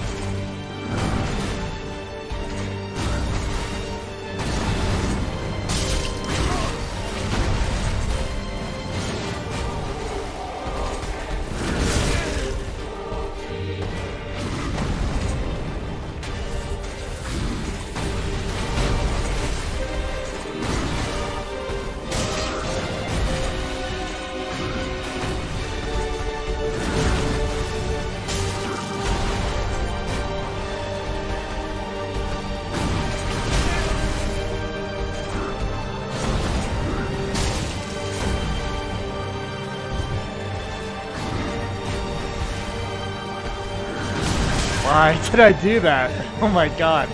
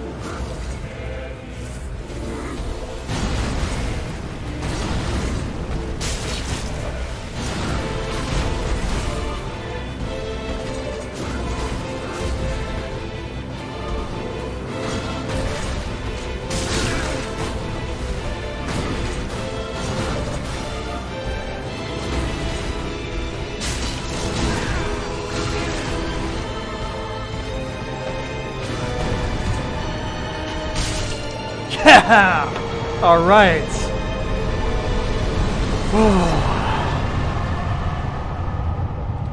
That was very satisfying.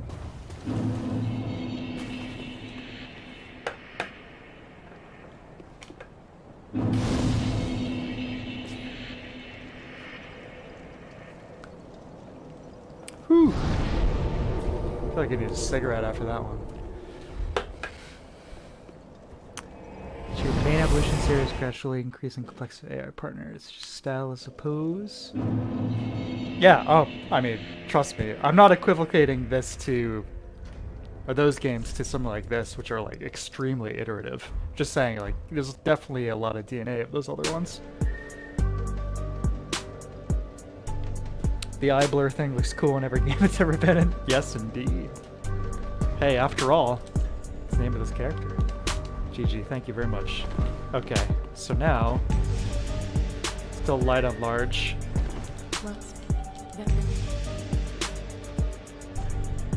Pop some souls.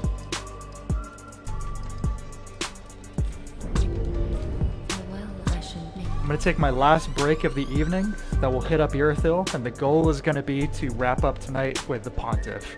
Again, with the coolest fights in this game and series. Be right back.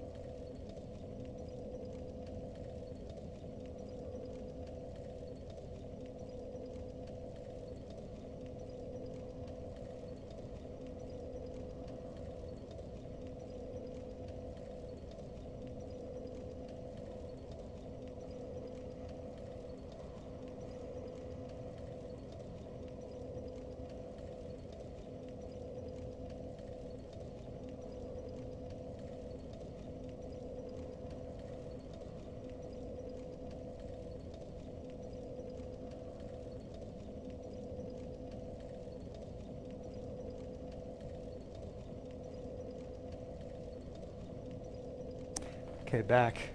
Sad to come back and not have the beat still going. Okay. Some nice tasty smells in my house right now.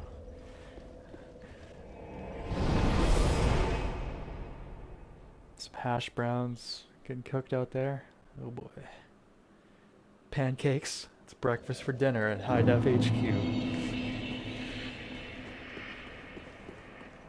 Yeah, welcome back to the beautiful city of Irithyll.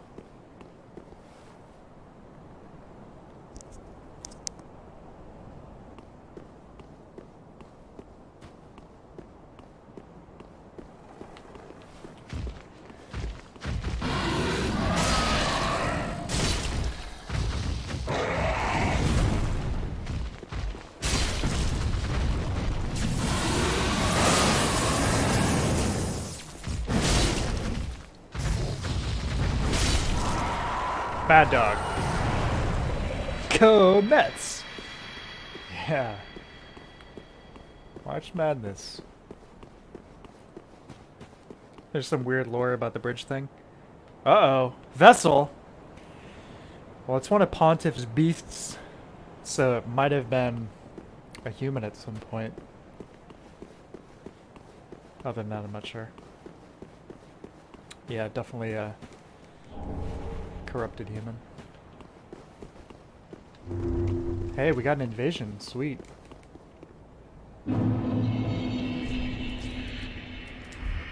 Here! Welcome. Man, that Mortal Kombat movie. That was such a treat revisiting that. Get over here. Come down here.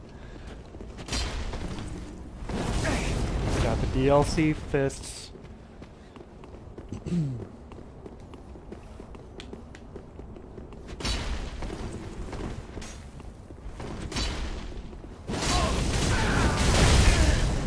Not a lot of damage, Vessel.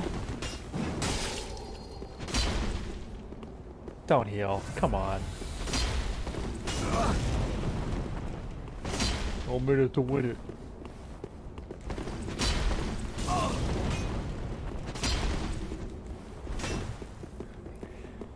Turn and burn. The strat. Another mechanic only in DS3 here. The guaranteed 2 hits. Land the first one, you can get the second. Right, I'm gonna hit this prick with the Hunter Charm here in a sec.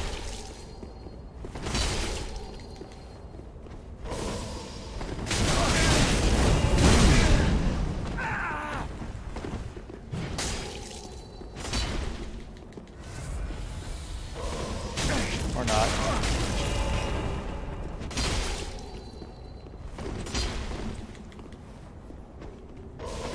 You gotta throw out their feet. That's a trick.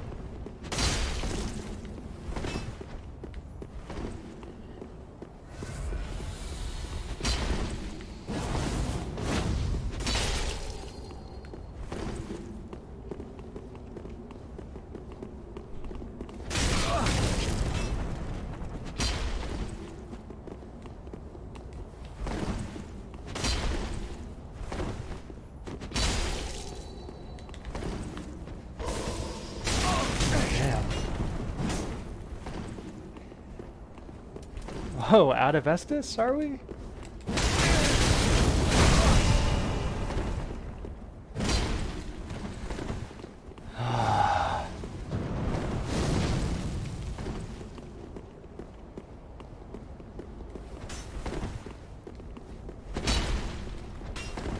Greatsword is not a very fun weapon to do PvP with.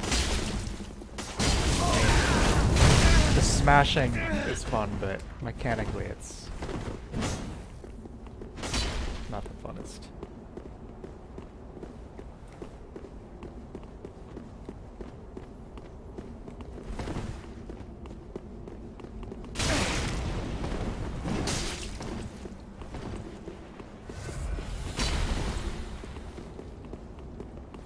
Be a Claymore any day.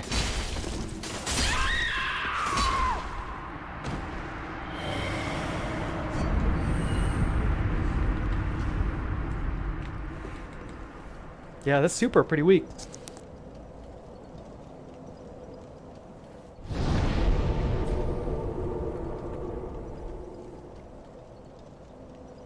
So, Irithyll here is one of the few areas in the game that you can be invaded in as long as you're embered. Most of them require you to have a co-op partner, at least one summon, but Irithyll is one of the few exceptions of that. So we don't have to pop the Dread Finger. I could. I turn it into complete pandemonium. But I don't think so.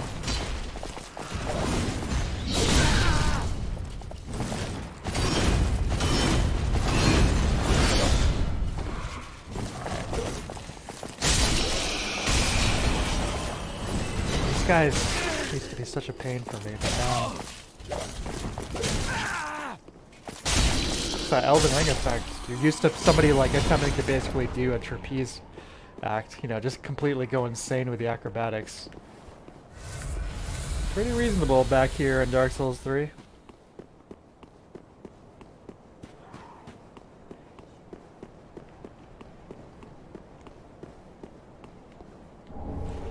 Obviously, the world of DS3 is not, in terms of navigation, quite as interesting as DS1. Visually, I think it's obviously fantastic, but at the very least, they have those constant visual reference points. You know, it's like the towering castle of Lothar kind of always being visible above you. That I do appreciate. Almost reminds me of the Citadel from Half-Life 2.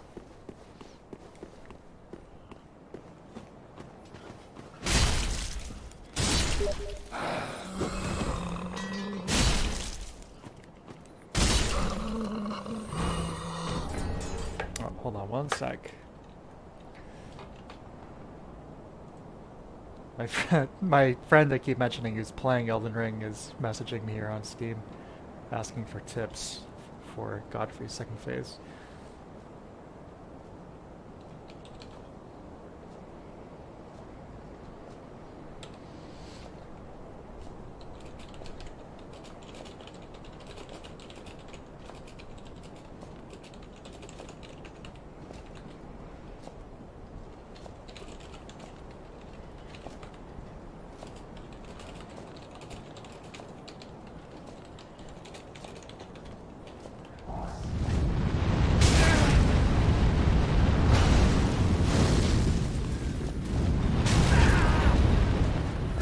I'm sitting way too close to my TV. I tend to do all streaming. You guys want me to queue up some more appropriate tunage here for the trek through Irithyll, or should we just enjoy the ambiance?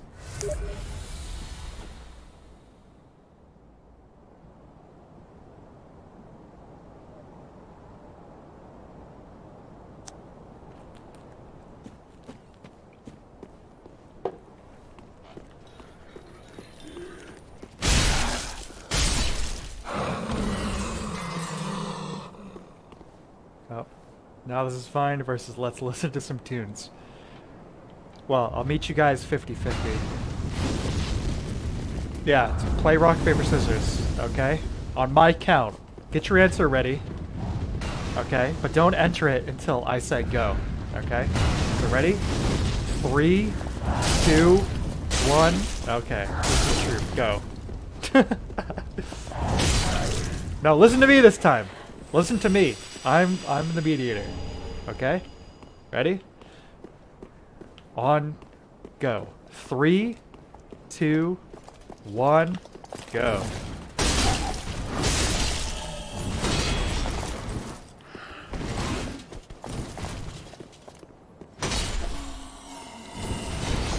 Wow.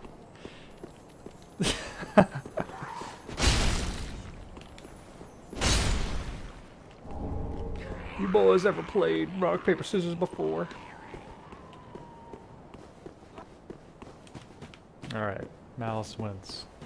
We'll go 50-50 like I said. I'll play some music for most of Irithyll, and then we'll switch back to silence after the track ends.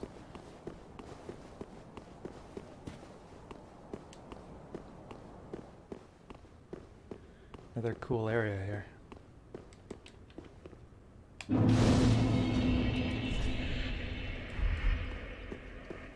Yeah, these are the statues I was talking about earlier.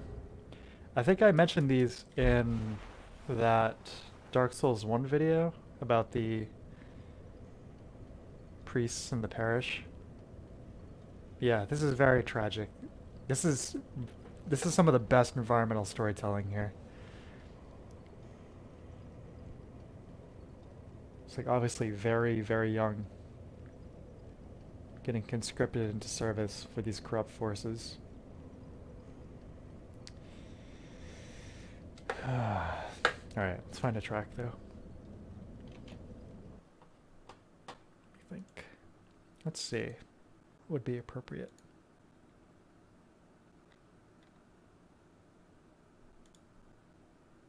Bring up my soul spelunking playlist here.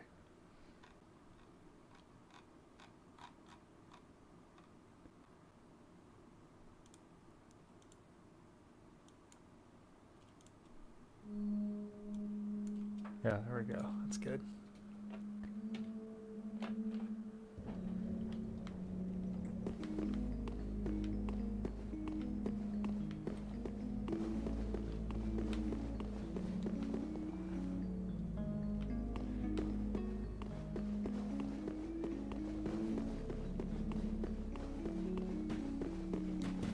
No, yeah, back down, right?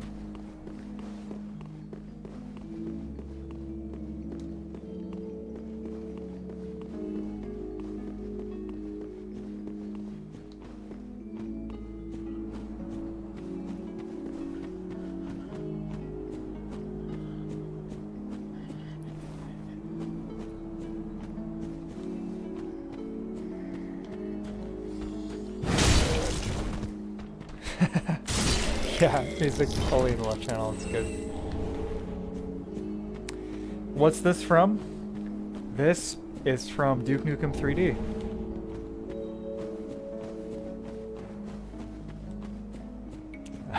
As I was saying, you know, when I was streaming that, it's like, as a surprisingly atmospheric, effective soundtrack. Really effective tunes.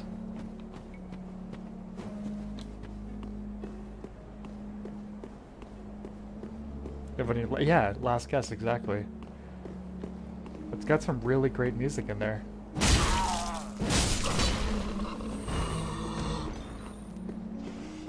Duke Nukem's Existential Crisis 3D.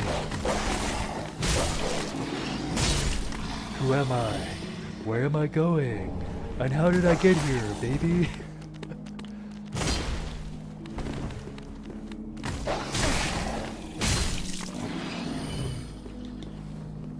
Yeah, listen to those chords. To me, it's almost kind of like a similar phenomenon to David Wise's music from Donkey Kong Country.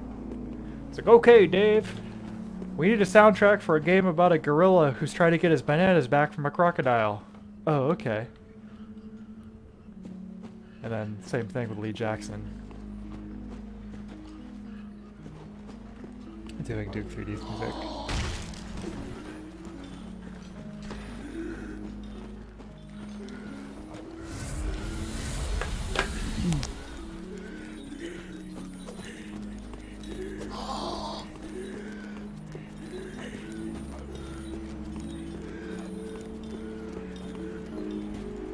You're gonna suggest some DKC music second ago? Let's see, great minds think alike.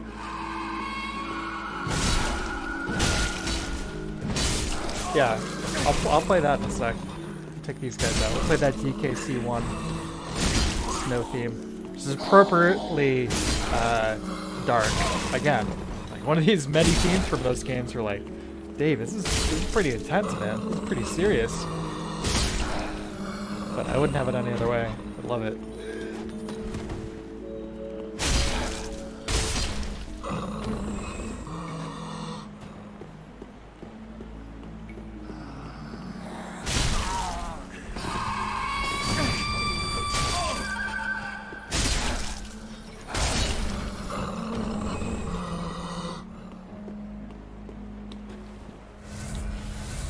Alright, let me switch that over. One sec.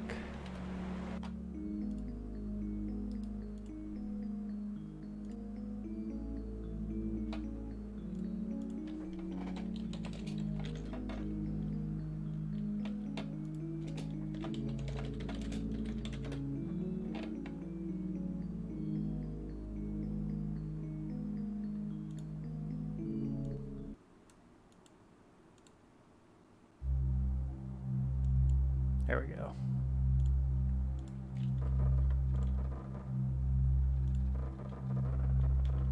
I think this is the one.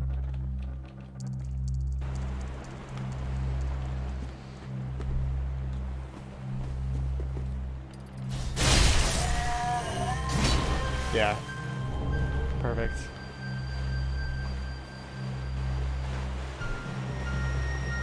That's, man. Probably time. I think it's about time for a replay. DKC. It's really cool playing some of that on stream. It's like a year, maybe even 2 ago now. That was the early days for this channel.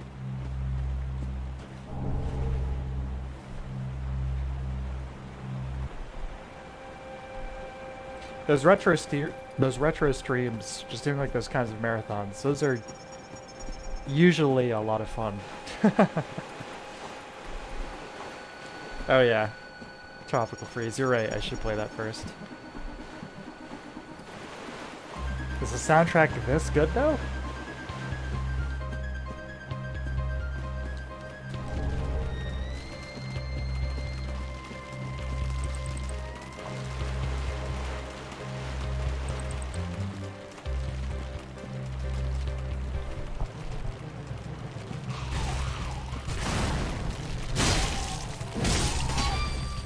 Very good, yes. Okay, good.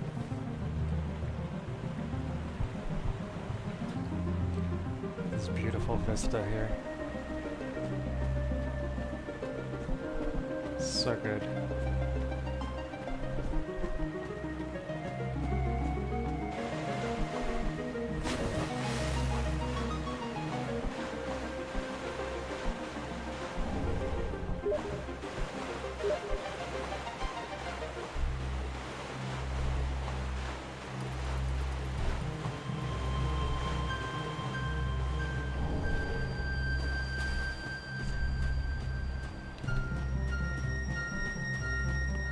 Hit up this bonfire to refill, then head up through the sewers towards Pontiff. Lots of buddies are playing here on Steam. I'm gonna have to help him out with Godric after this.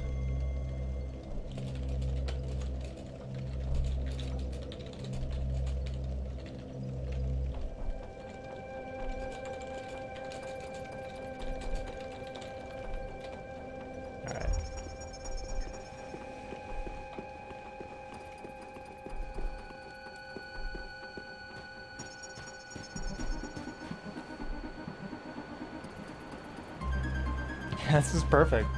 Yeah, good suggestion, DKC.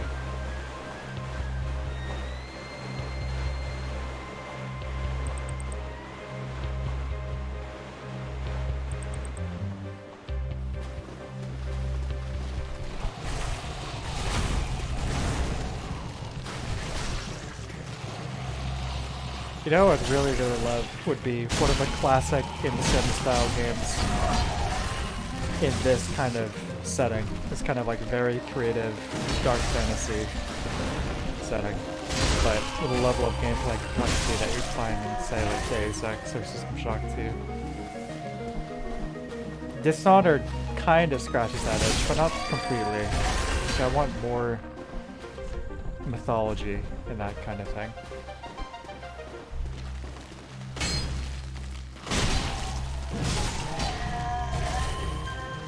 Arx Fatalis, I think is a little too sloppy, honestly, to approach that.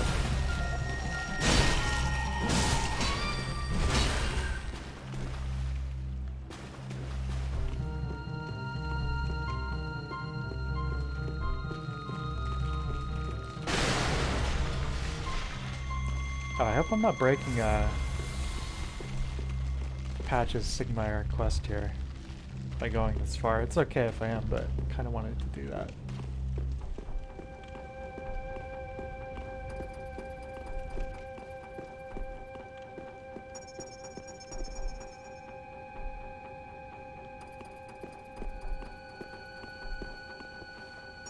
Classic room. This is still a great looking game. Very, very strong art direction here in Dark Souls 3.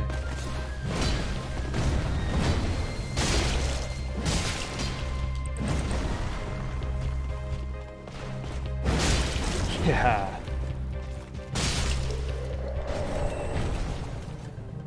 Warren Spector is working on some weird new immersive sim game, something about a flying wall Nausicaa type stuff. Awesome. That sounds really good. Guess he has completely bailed on System Shock 3 then. That's okay. I don't think it was in the cards for that to be any good, so I'd rather have no System Shock 3 than a bad System Shock 3.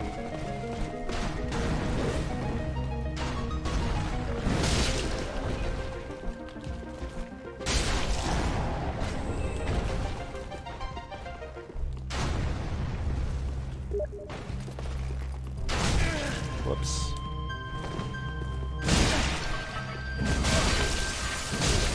Damn. No, you don't. I'm way too far for that.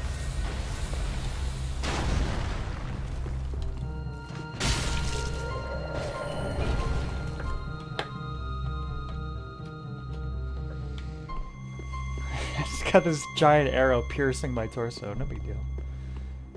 I do want to take a look down at the artwork in this hall, though. 'Cause there's some interesting things to be seen and said.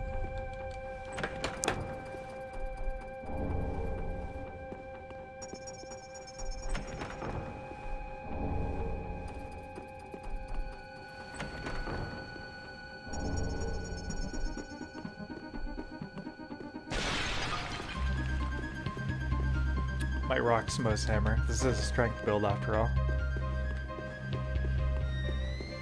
But yeah, let's take a look at the artwork.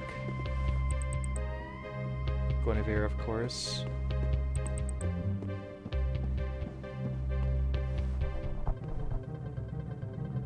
Two pieces of Dark Souls 2 concept art here. I will say, Dark Souls 2, I might replay that next. I don't know. Either that or Bloodborne. For the stuff that does feel like actually finished and polished, the element of like this kind of sensation of just a cursed world is really present in that one. But there's that really memorable moment in Drangleic Castle in DS2 where there's the full-size portrait.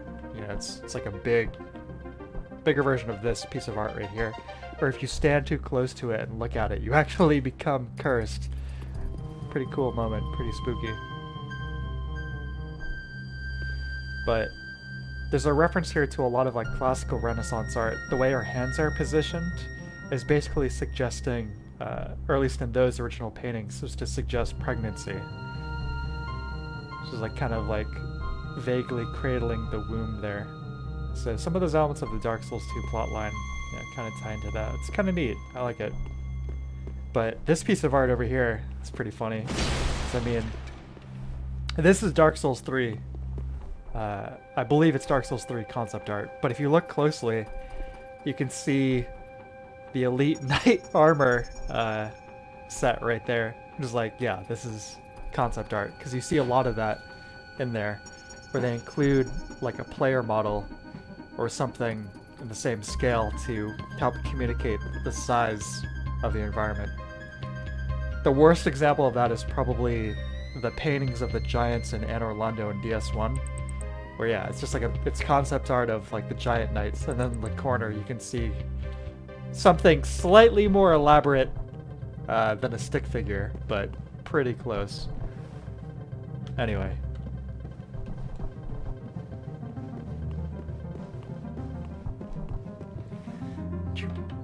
Ref, Contiano, Arcane left for. Yeah, that is too bad.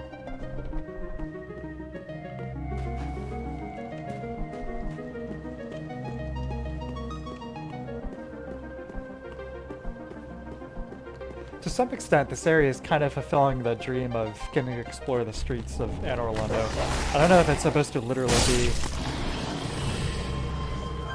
I mean, it's not the same layout as it was in DS1, but it is kind of neat to be going through these. It's just another one of those things you have to wonder, with DS1 having so much cut and unfinished content, if that was the plan originally.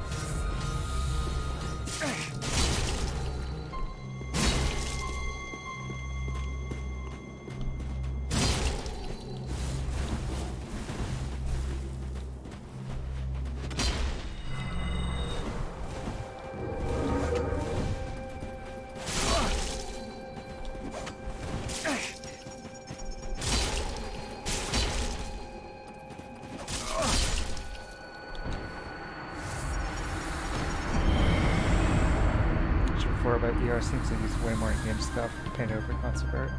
Yeah.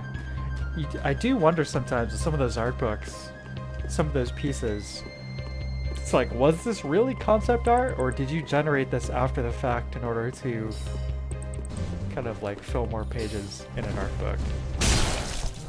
With Elden Ring, it seems like there's so many intricate pieces of art in that game. Infrastructure, it's all the various like engravings on basically everything. And then those art books, it's like 50% of it are like the Photo Bash environment stuff. So I wonder if we'll see another Elden Ring art book. I'm really excited. I mentioned that one earlier, the Final Fantasy one. Definitely gonna be peeping that tomorrow. Look forward to that. Then again, back pouring over the Dark Souls 3 art book. I've been playing this over the last few days. I'm still planning on doing the art book review stuff. I still have not pulled the trigger on a new camera.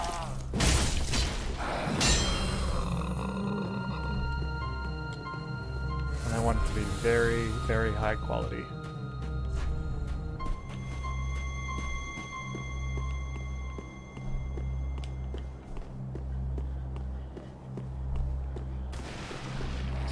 Through here, invisible guides.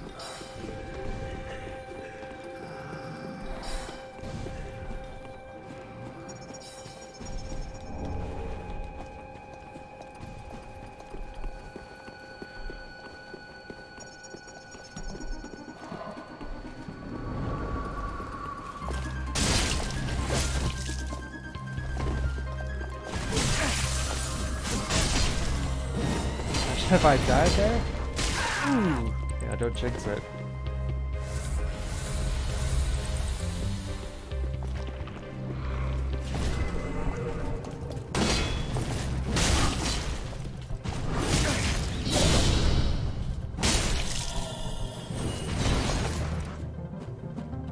How many large shards? Enough. Okay. Yeah, we'll upgrade that stuff before taking on the Pontiff. He was, in Dark Souls 3 original story concept, going to be the final boss before things got massively moved around.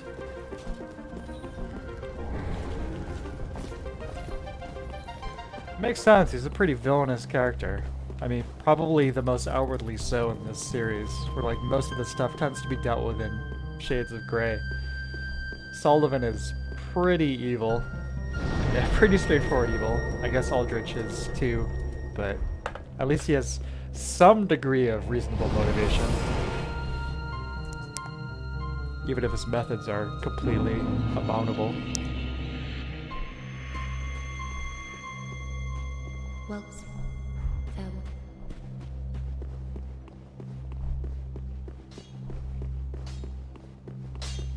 What?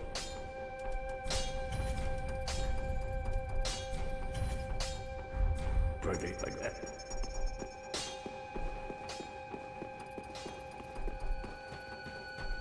Well, then.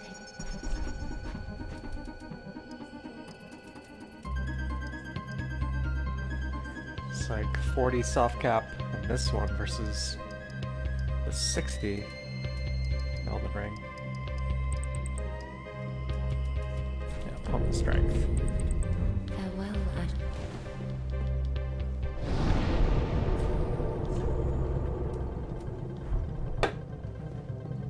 It's a great fight though, I really like Pontiff. I might even try to, well, we'll see how this goes, but extend it a little bit so we can enjoy the soundtrack and presentation a little bit longer. But I'm gonna kill the Donkey Kong tunes in a sec.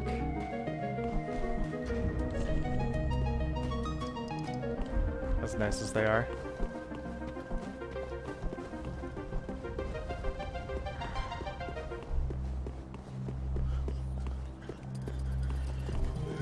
Arch number.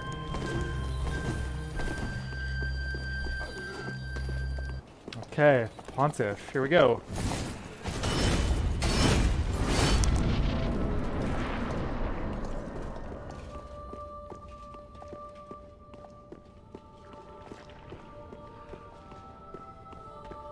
The swords lighting up like that is such a nice touch.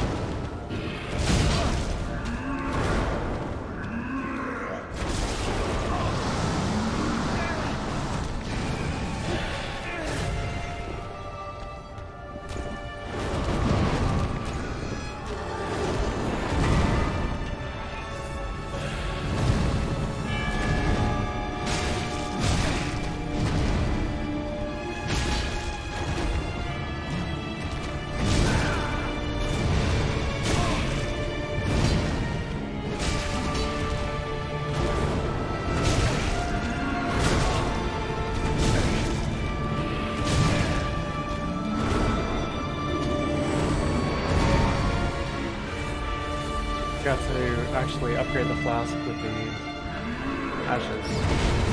It's okay. Make it harder.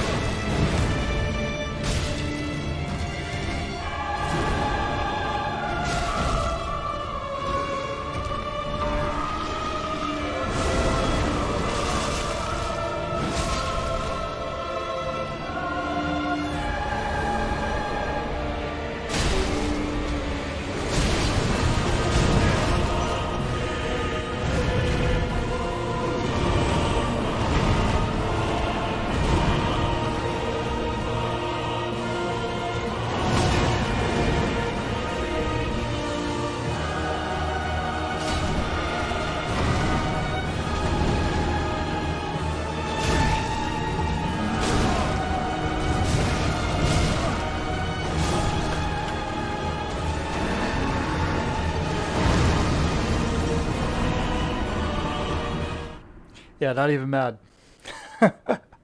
This presentation, I get so wrapped up in that I lose focus. No problemo. Pontiff would have been cool if he was the last boss that was intended. I don't know, he doesn't look very final bossy or enough ties to the bigger picture. Yeah. In terms of his story relevance, I mean, in this final game, he's basically propping up Aldrich, kind of like encouraging him. It's like devour the gods and end the Age of Fire. But yeah, what would his place have been originally? Something similar, but the figurehead instead of the right-hand man.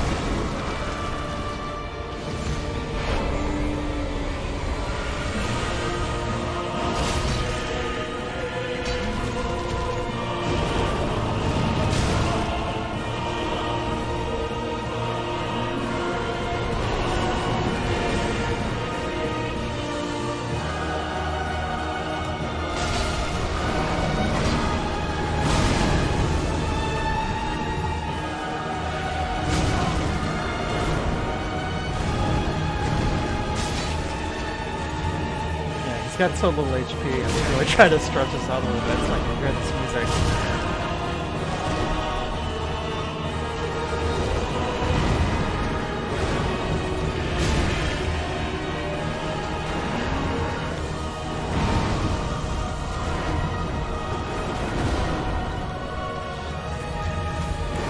It's like Dark Souls 3 and Bloodborne have a lot of the kind of screaming fire stuff, but I do feel that for the most part they're done very well. They're in a lot of positions and the composition is really nice.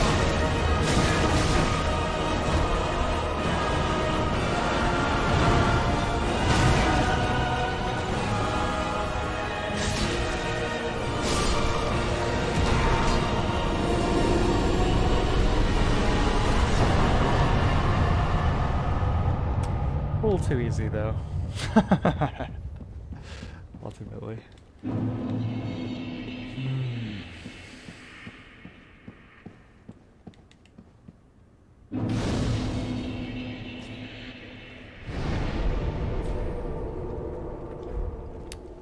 Pontiff.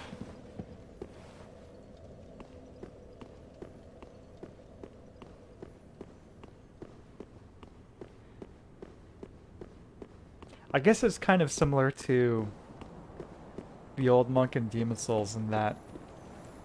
Oh, hold on here. Let me take care of these lizards. What Pontiff is doing is basically funneling the faithful directly into the jaws of Aldrich, a very sinister, selfish force. Which is cool, you know. It's just, again, a pretty similar concept, but with a little bit of a twist. Aldrich hiding up there in his chapel. You know what? Let's wrap up with Aldrich actually, because it's so close. I'm just gonna charge up there. Another great fight. So he's one of the all-time PvP hotspots for Dark Souls 3 here, but I'm gonna run right through this. I'll come back later.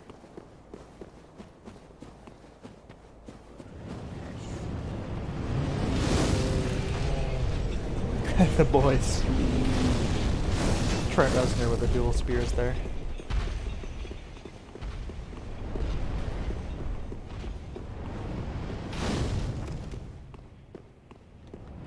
I really like the Aldrich fight a lot. So mechanically, these are all perfect. This is the sweet spot of them. This is the sweet spot of the Dark Souls game mechanics and speed.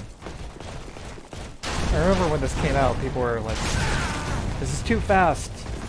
They're like throwing Bloodborne bosses and enemies and expecting you to deal with them with the Dark Souls mechanics. And then you get to Elden Ring and it's like, you're basically doing that again but with Sekiro.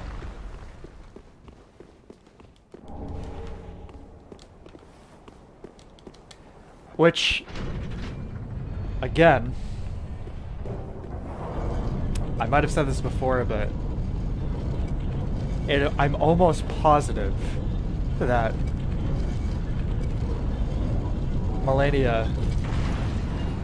Malenia's fight was originally going to be Sekiro content, either base game or DLC. Maybe it was Tomo, who's mentioned constantly in item descriptions and all that stuff. But a bunch of her moves are pulled straight from Sekiro, and she feels like she would have fit in perfectly.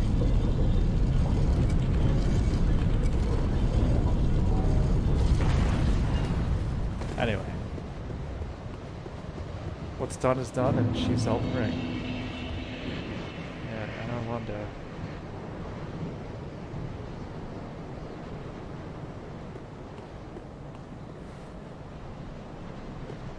Trip. No painting hall over there. Although we do have what's-her-face, this Covenant, which I've barely done at all. The Darkmoon Covenant in Dark Souls 3 here. Showing in that tower over there.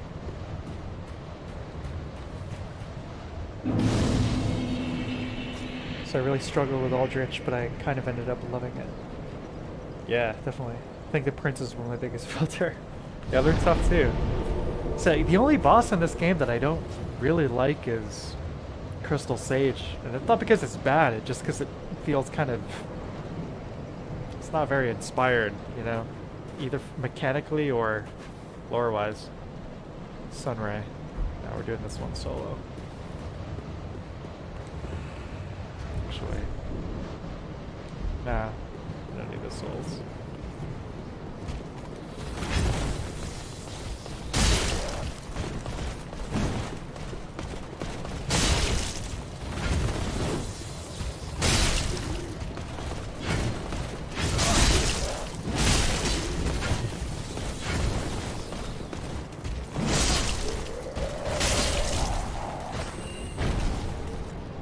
Give me them shards.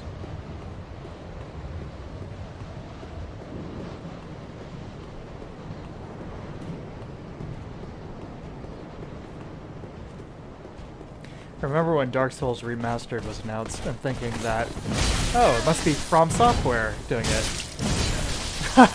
Oh yeah, the Red Eye boy. Whoops. But yeah, expecting that we were gonna get a proper DS1 remaster that would have the fidelity of this game. Oh well.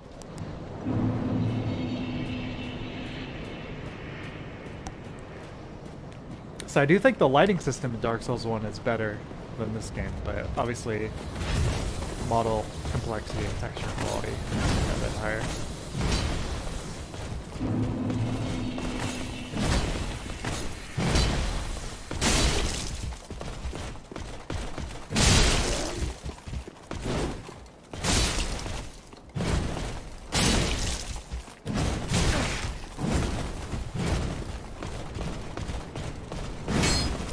He hit the thing, no! What are you doing? Okay.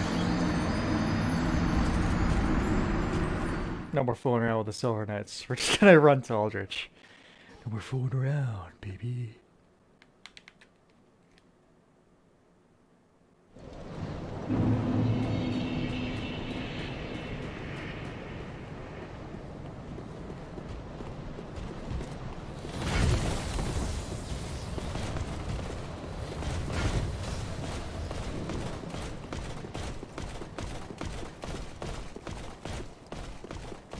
Pay our respects to our dearly departed friend over here.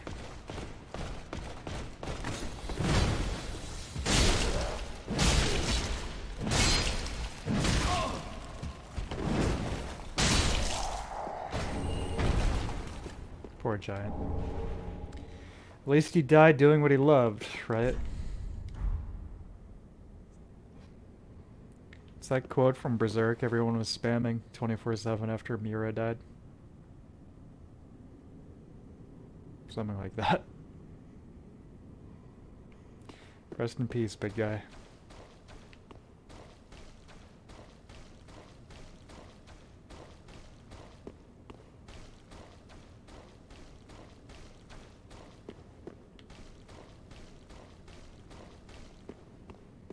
Yeah, this is pretty cool though. I mean, obviously we had a chance to experience Dark and Orlando in Dark Souls 1, if you took out, well, there's a variety of ways you could do it, but the context of this game, the higher fidelity, it's pretty effective.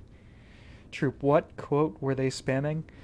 It's a line from Berserk. It's something Guts says about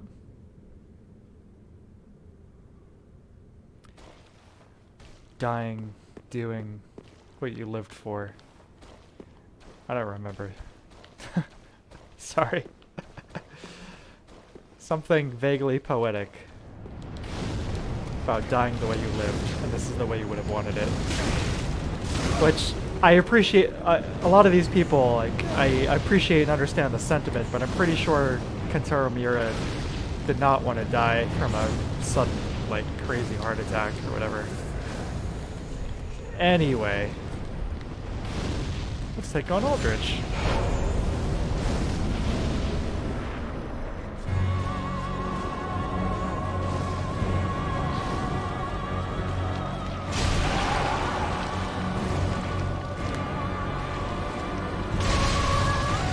Mechanically, this is one of my favorite fights in the game. Very straightforward, pretty obvious tells, but very punishing if you mess up. And then utilizing this like former holy place, both in terms of the in-game lore, and then you as a player, assuming you played Dark Souls 1, this like horrible corruption of this beautiful godlike arena to this disgusting, dirty pit. It's nice. It works on a number of levels.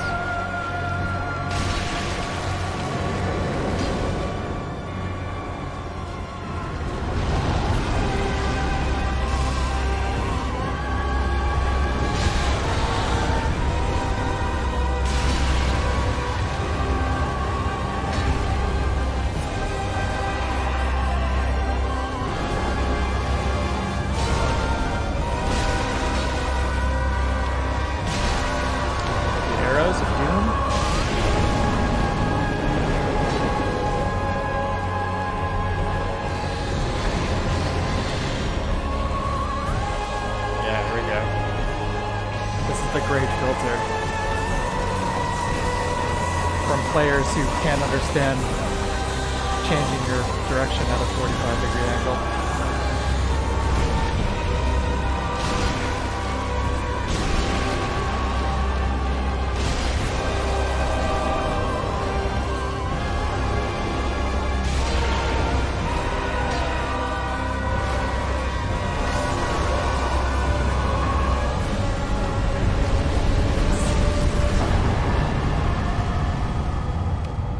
I heard they wanted Aldrich to be an underwater/oil boss fight they had in mind for ages, but didn't get to it. I haven't heard that before. Also, I remember people were mad because Aldrich ate their waifu. Yeah. Well, definitely a tragedy. A tragic fate for Gwendolyn.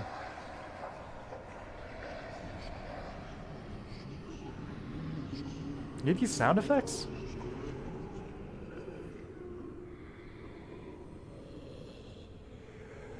I don't think I've ever noticed that before. Or is it just these guys over here? Let's find out.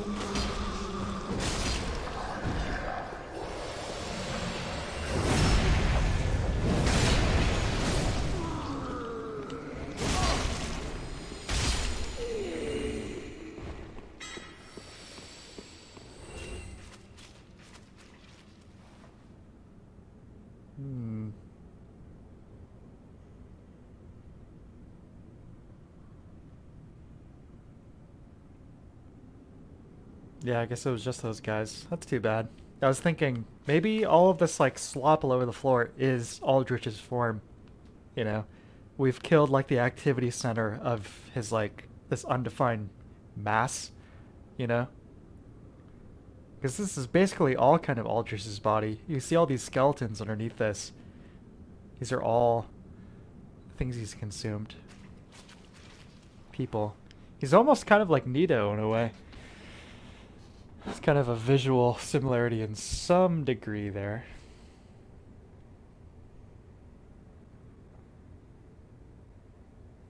Good job. Only took me a few days. Well, it did for me at first.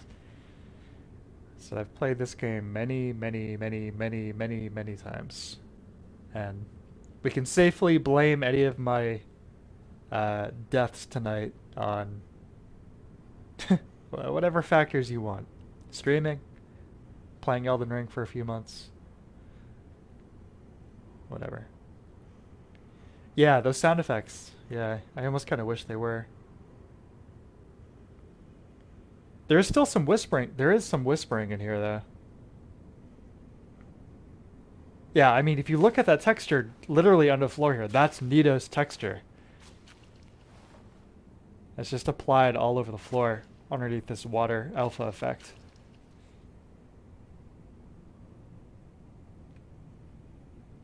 I'm not sure if I mentioned this last time, but I mean, last time as in when I streamed this like 6 months ago or whatever. But in Farron Keep, the 4 torches that you have to put out, above each one of them is an etching of one of the Lord Souls from Dark Souls 1. So Nito, the Bed of Chaos, etc. It's a cool touch. Yeah, those curtains do look really nice. The same ones in the dancer fight. Speaking of, there we go. It's time to return to the home planet.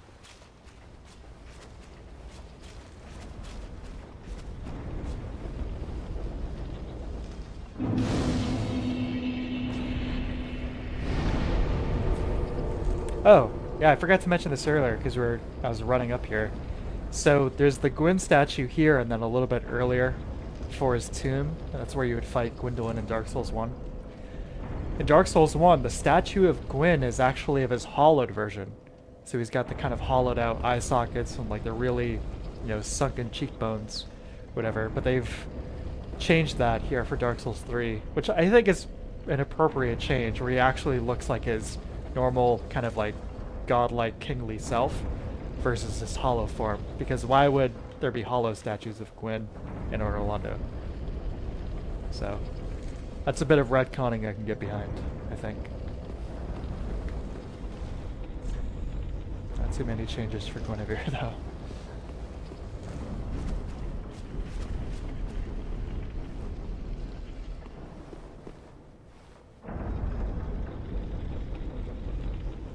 The two sized elevators, one for Ornstein, one for Smo.